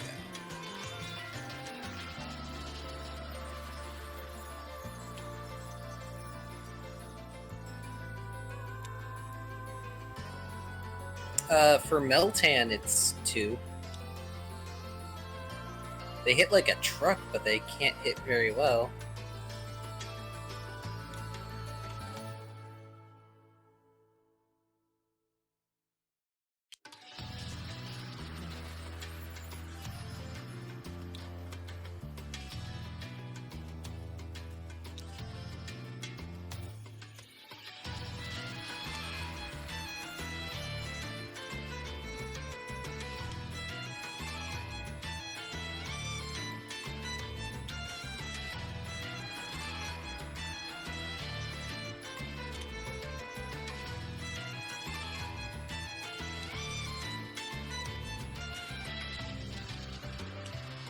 Where the heck are you? There you are. Oh my god, your Dex Max is 2. Oh, I cannot. I'm sad. And then I cannot buy a Dex. My Dex is max, my Strength is max. And my Vitality is max. Yeah, it's gonna have to be Special or Insight. I mean, this is basically where the incentive to evolve comes, because limitations tend to be expanded. Yeah. Can we just leave this on this page? Yeah, I mean, being that 2 of us are... Yeah.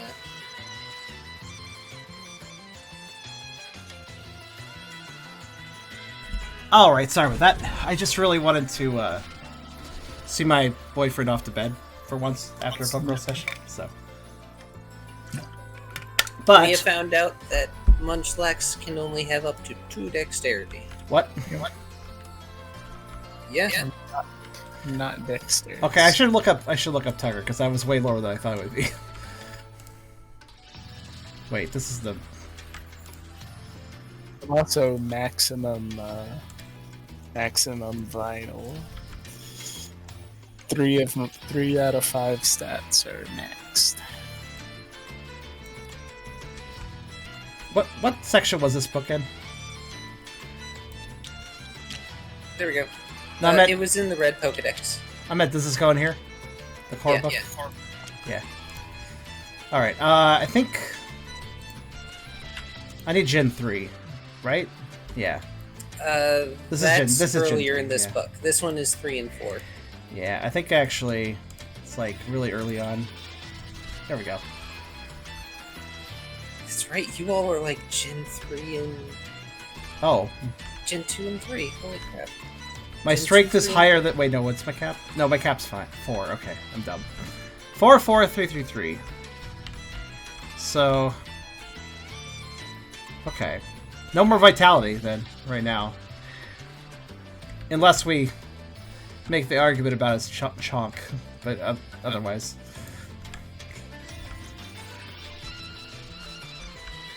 But if that argument was made, you could technically penalize another stat. I don't know. You can always save it to add to specialties, because specialties are less expensive. True. Though I think racing special would be beneficial, though, and for a few reasons. It would. You could also raise stealth because it's dark. That's fair, actually. A lot of Tucker's abilities would work well with stealth. Ambush Tucker.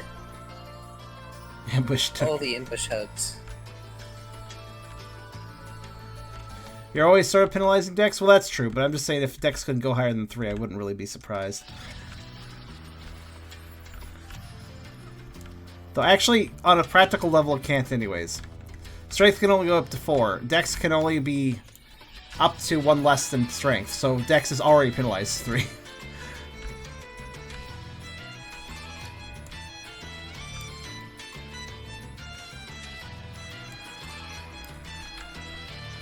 So, let's see here.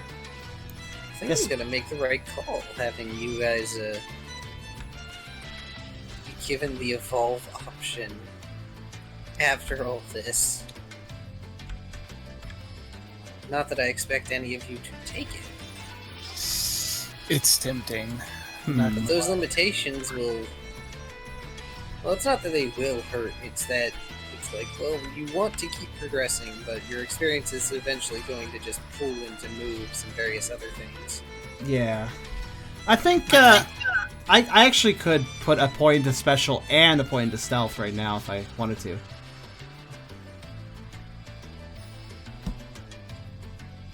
Attributes are 10 times current score, so that would be 20 for special.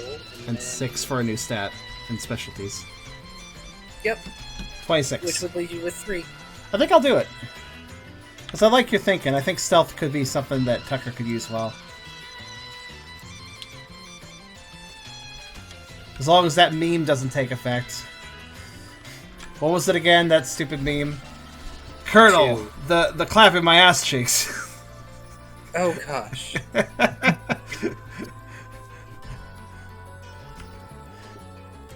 Alright, special, and that also means another point to cute, which is another big deal.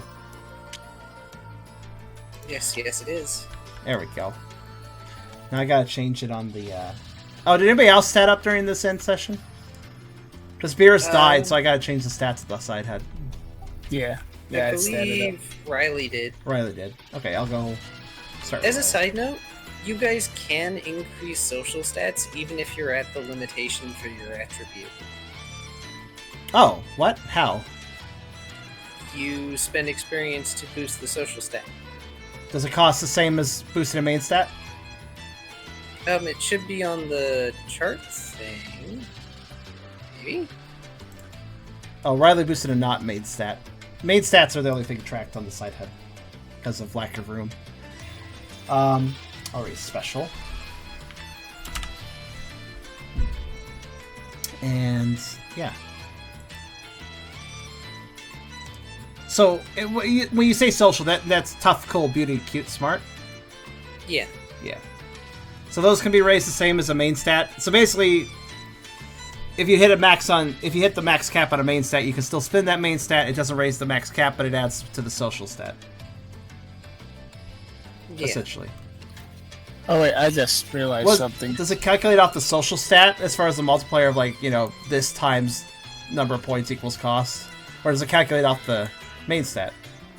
It calculates off the social stat because Okay. that's the one you're specifically raising. Okay. Tucker now is 4 cute.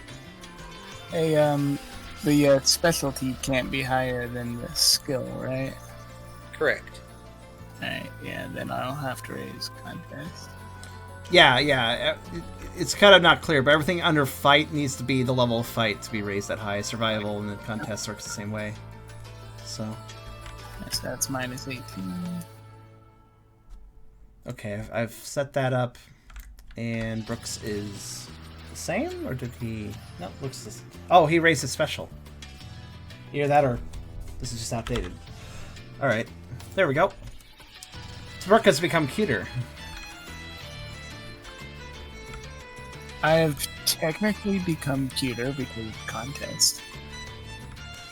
I raised it to do better intimidation rolls, so... You're better at performing. Alright, I'm going to save the table. Let me know if there's any other changes after this point. But I saved the table, unless... Are you done? I'm dead. Okay. Well, actually, I just realized. So, I'm going to actually show up a bit more art, though, because I realized something. Oh, there's a redundant... Okay, I'll read the Tucker message first. Oh, no. Look, I'm trying to sneak around the Salandit cave. But I'm dummy thick, and the clap of my ass cheeks keeps alerting the surveillance Salandits. Gosh. Yeah, it's a clip. So I'm not clipping that. I had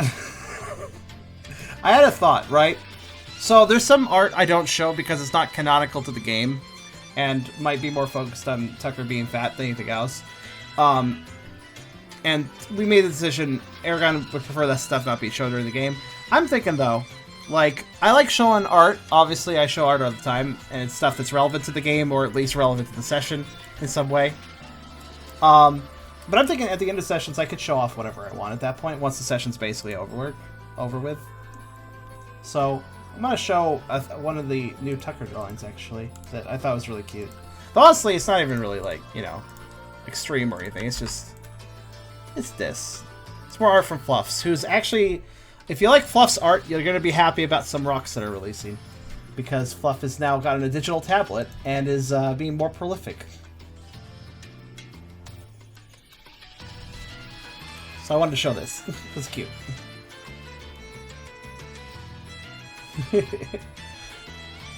I am going to go for the night. How are you feeling, Charm? I'm still in a lot of pain. I probably won't be sleeping for a while because I don't think I can sleep with it right now. But, it's okay. I do hope you feel better. And I hope you and everyone else still enjoyed the session. I did. I think it was good to do it. Sorry it was a shorter session, everyone, and that we started late. But, well, I soldiered through for this to actually still happen, so... it should be back on schedule for every 2 weeks now. We should be on schedule at this point.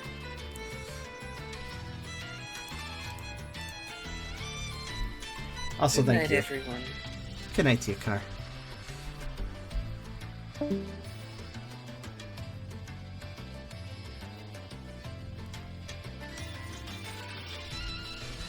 Well, let's see. I would like to get more Tucker art. Too bad I am actually broke though, as I was saying earlier. I just ran out. I had to spend around 400 CAD earlier today to pay off the groceries that were collected, the grocery costs that collected during this last month here. I pay at the end of the month. I collect all the grocery receipts for a month, and then I pay it at the end of the month. And my boyfriend ended up buying way more than usual, I guess, because it was like 150 more than I'm used to.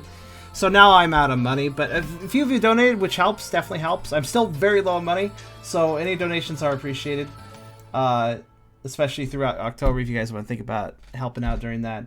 I've told my boyfriend, let's try to be more careful, though, because, like, it was high last month, and then it was 100 more after that this month. Actually, 120 or so. So, yeah. We gotta be a little more frugal. He does most of the shopping, so I'm more or less at his mercy. So... if you have an idea for something to how much time I may not have, you may or may not see it. I have an idea for something? What's your idea? Also...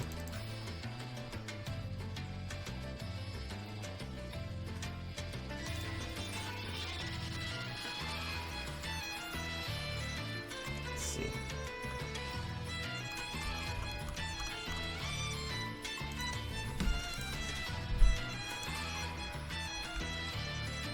What? Cheese? But, did you try taking Tylenol or something? I mean, I may have... yeah, I took some pills, but they might have stopped... they may have reduced the pain a bit, but... it's honestly a little hard to tell. But,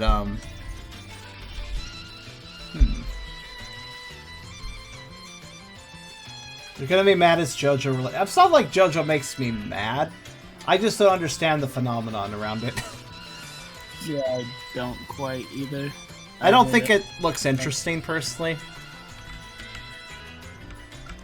I don't think the stands concept is really all that, like, creative, as a lot of people seem to consider it.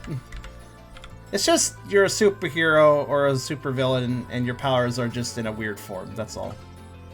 Honestly, if you want like spectral beings that have these powers that work with people, if you want that concept, I much prefer Death Note. For those that remember Death Note.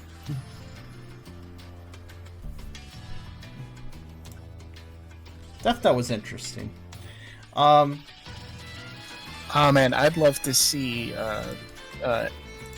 Light come up against Jimmy Kudo in a battle of wits. Well, I just enjoyed the psychology behind Death Note so much. Yeah, like with Light.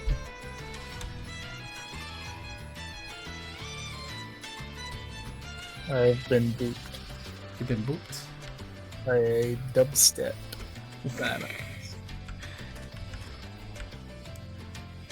I'll say, I don't think this image really is even a big deal, this one I just put down. This is basically just normal Tucker, so I don't... I clipped the things. You clipped the... Yeah. I think that needs to be a rocks.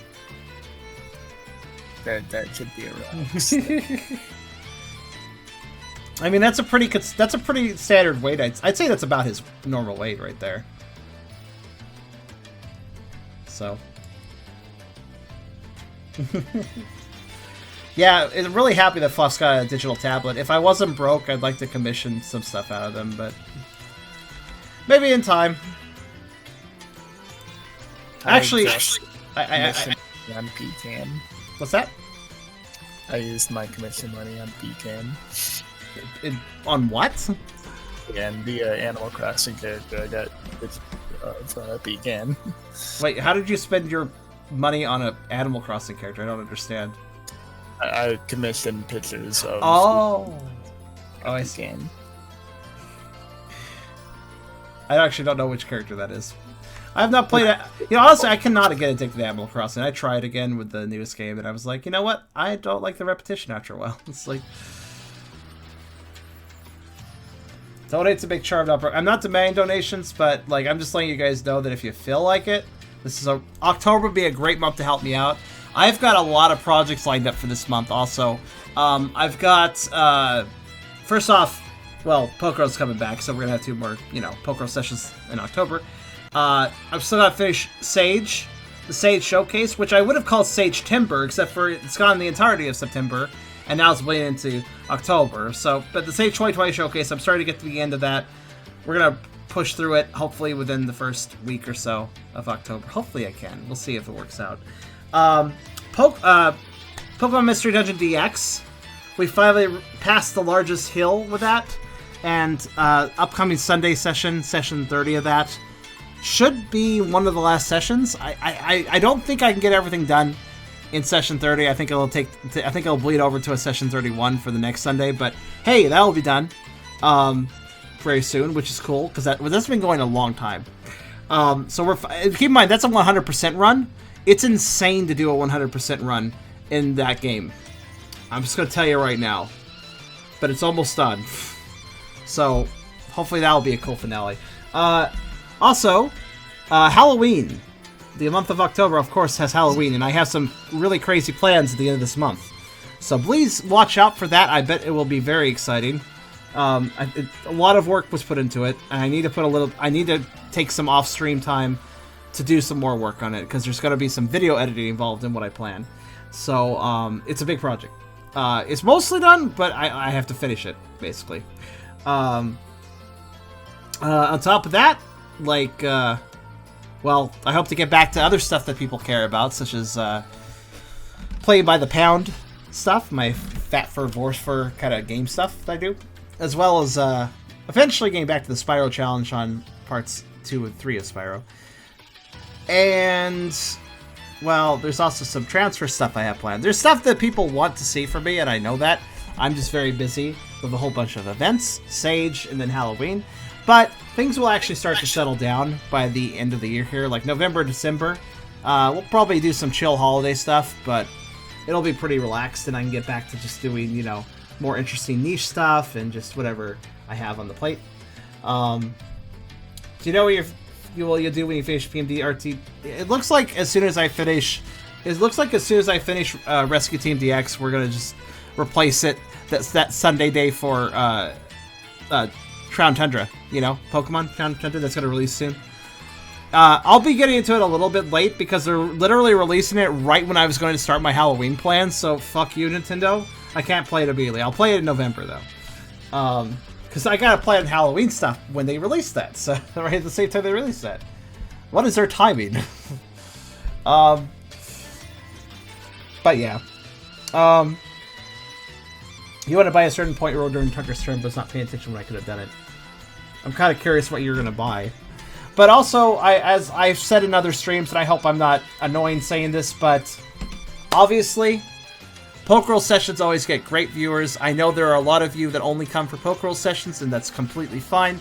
But I would implore you, if you want to see Pokerole, flourish, and you want to see my channel flourish, and things to stay good for everyone involved, please do consider check out my other content. I stream, in addition to these every other Wednesday Pokerole streams, I also stream every Sunday, Tuesday, and Friday as well. Sometimes there's bonus content in addition to that on other days. So if you feel like it, come by. It's always helpful to have more audience in more places. But yes, I guess it's about it. I guess to close out, I will say that I am still in pain. Unfortunately, I won't be able to sleep for a while. For those unaware of what happened, I smashed my leg into a sharp and corner of a very heavy table that didn't really move very much, so it didn't give. I just kind of smashed, and while it did a decent cut of my skin, that's not really the concern. The concern is that the opposite side of my leg started hurting, and I do believe I did something to a nerve, and it hurts. And what I'm going to do after this stream is over, we're almost done here. What I'm going to do is I'm going to go take a hot bath, and then I'll probably actually do a bonus stream, yes, in the same night here, and just play some shit, and just chill out until I can sleep, basically waiting for the pain to go down. So if you guys want to come by for just some casual stuff that has nothing to do with Pokerole, but just some stuff I'll be still doing tonight, I don't know, just stay on the Twitch page, or just come back in a bit. I'll announce it on my Discord channel when I am doing the bonus thingy. It'll be real casual, but my Discord channel is there if you don't have access. But yeah, that's the plan. So yeah, I guess that's everything I have to say. Tubby, you have anything to add? Just that it's great to be back. It is. I kind of do have something that I think you'd enjoy playing around the Halloween season, but like if you can't squeeze it in, I understand. I'm gonna send you the trailer for it though. Sure. Are you suggesting a Halloween game? Yeah, it's a spooky. I mentioned it to you before. It's called Ghoul Boy. It's along the same vein as like Ghost and Goblins. Has some of the retro difficulty, but without the retro jank. I'm down for that. Also, yeah, ironically, my Halloween plans, there's some really cool stuff that's going to happen. Admittedly, I haven't super planned out what games I'm playing for Halloween. That is not actually part of the other plan. It does all involve Halloween, but it wasn't like what I'm playing plan. It was something bigger than that. But as far as what I'm playing, I always have spooky games. I am a ghost dog. I always have random spooky games just on my computer. I have a whole folder of spooky RPG Maker games. Stuff like Lull Away, Black Astral, Pokemon Nightmare Invasion. Some of the stuff's kind of hammy, but it's still pretty spook. But in addition to that, I think what I will be playing, I'll be mainly playing for Halloween is a game that is in this folder somewhere, and I've forgotten its name. Hold on a second. It's a Doom modification conversion, actually. That is insane looking. You never would have thought it came from Doom. Like, you never would think it was in the Doom engine. And it was actually so insane, in fact, that my old computer couldn't run it. It would lag out. And that's even though it was on the Doom engine, it was too much for my old computer. I know my old computer wasn't great, but it's still very impressive. I can't remember the name of this, so I have to find it in my folders, but I know I have it here. Dismantled? No. Actually, no. Not that. But it actually had quite the atmosphere from the little bit I played of it, just to see if it worked correctly.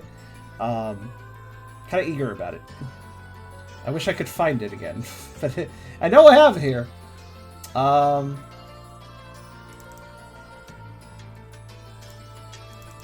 Let's see, was it this?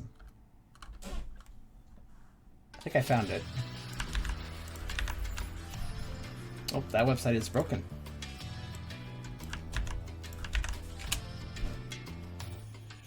Oh yes, there it is. So the game is called Total Chaos, and it is total conversion for Doom 2. Runs on GZ Doom source. It's a survival horror game. It looks really fucking rad. And we will be playing it on Halloween. I don't know how long it is, but I'm pretty sure it's like a full-fledged game. So, should be interesting. But, aside from that, I'll tell you that much, but there's a lot more planned for Halloween I'm not going to spoil. You guys will have to show up and see for the Halloween stream. Now, let's see. What day is Halloween this year, actually? That is a Saturday. So, it looks like that means I'll be doing a Friday stream the day before, but then we'll be doing a bonus Halloween stream on Saturday after that. So, that's how that's going to work. But, yeah. So, you guys have a good night, those of you that are going to go.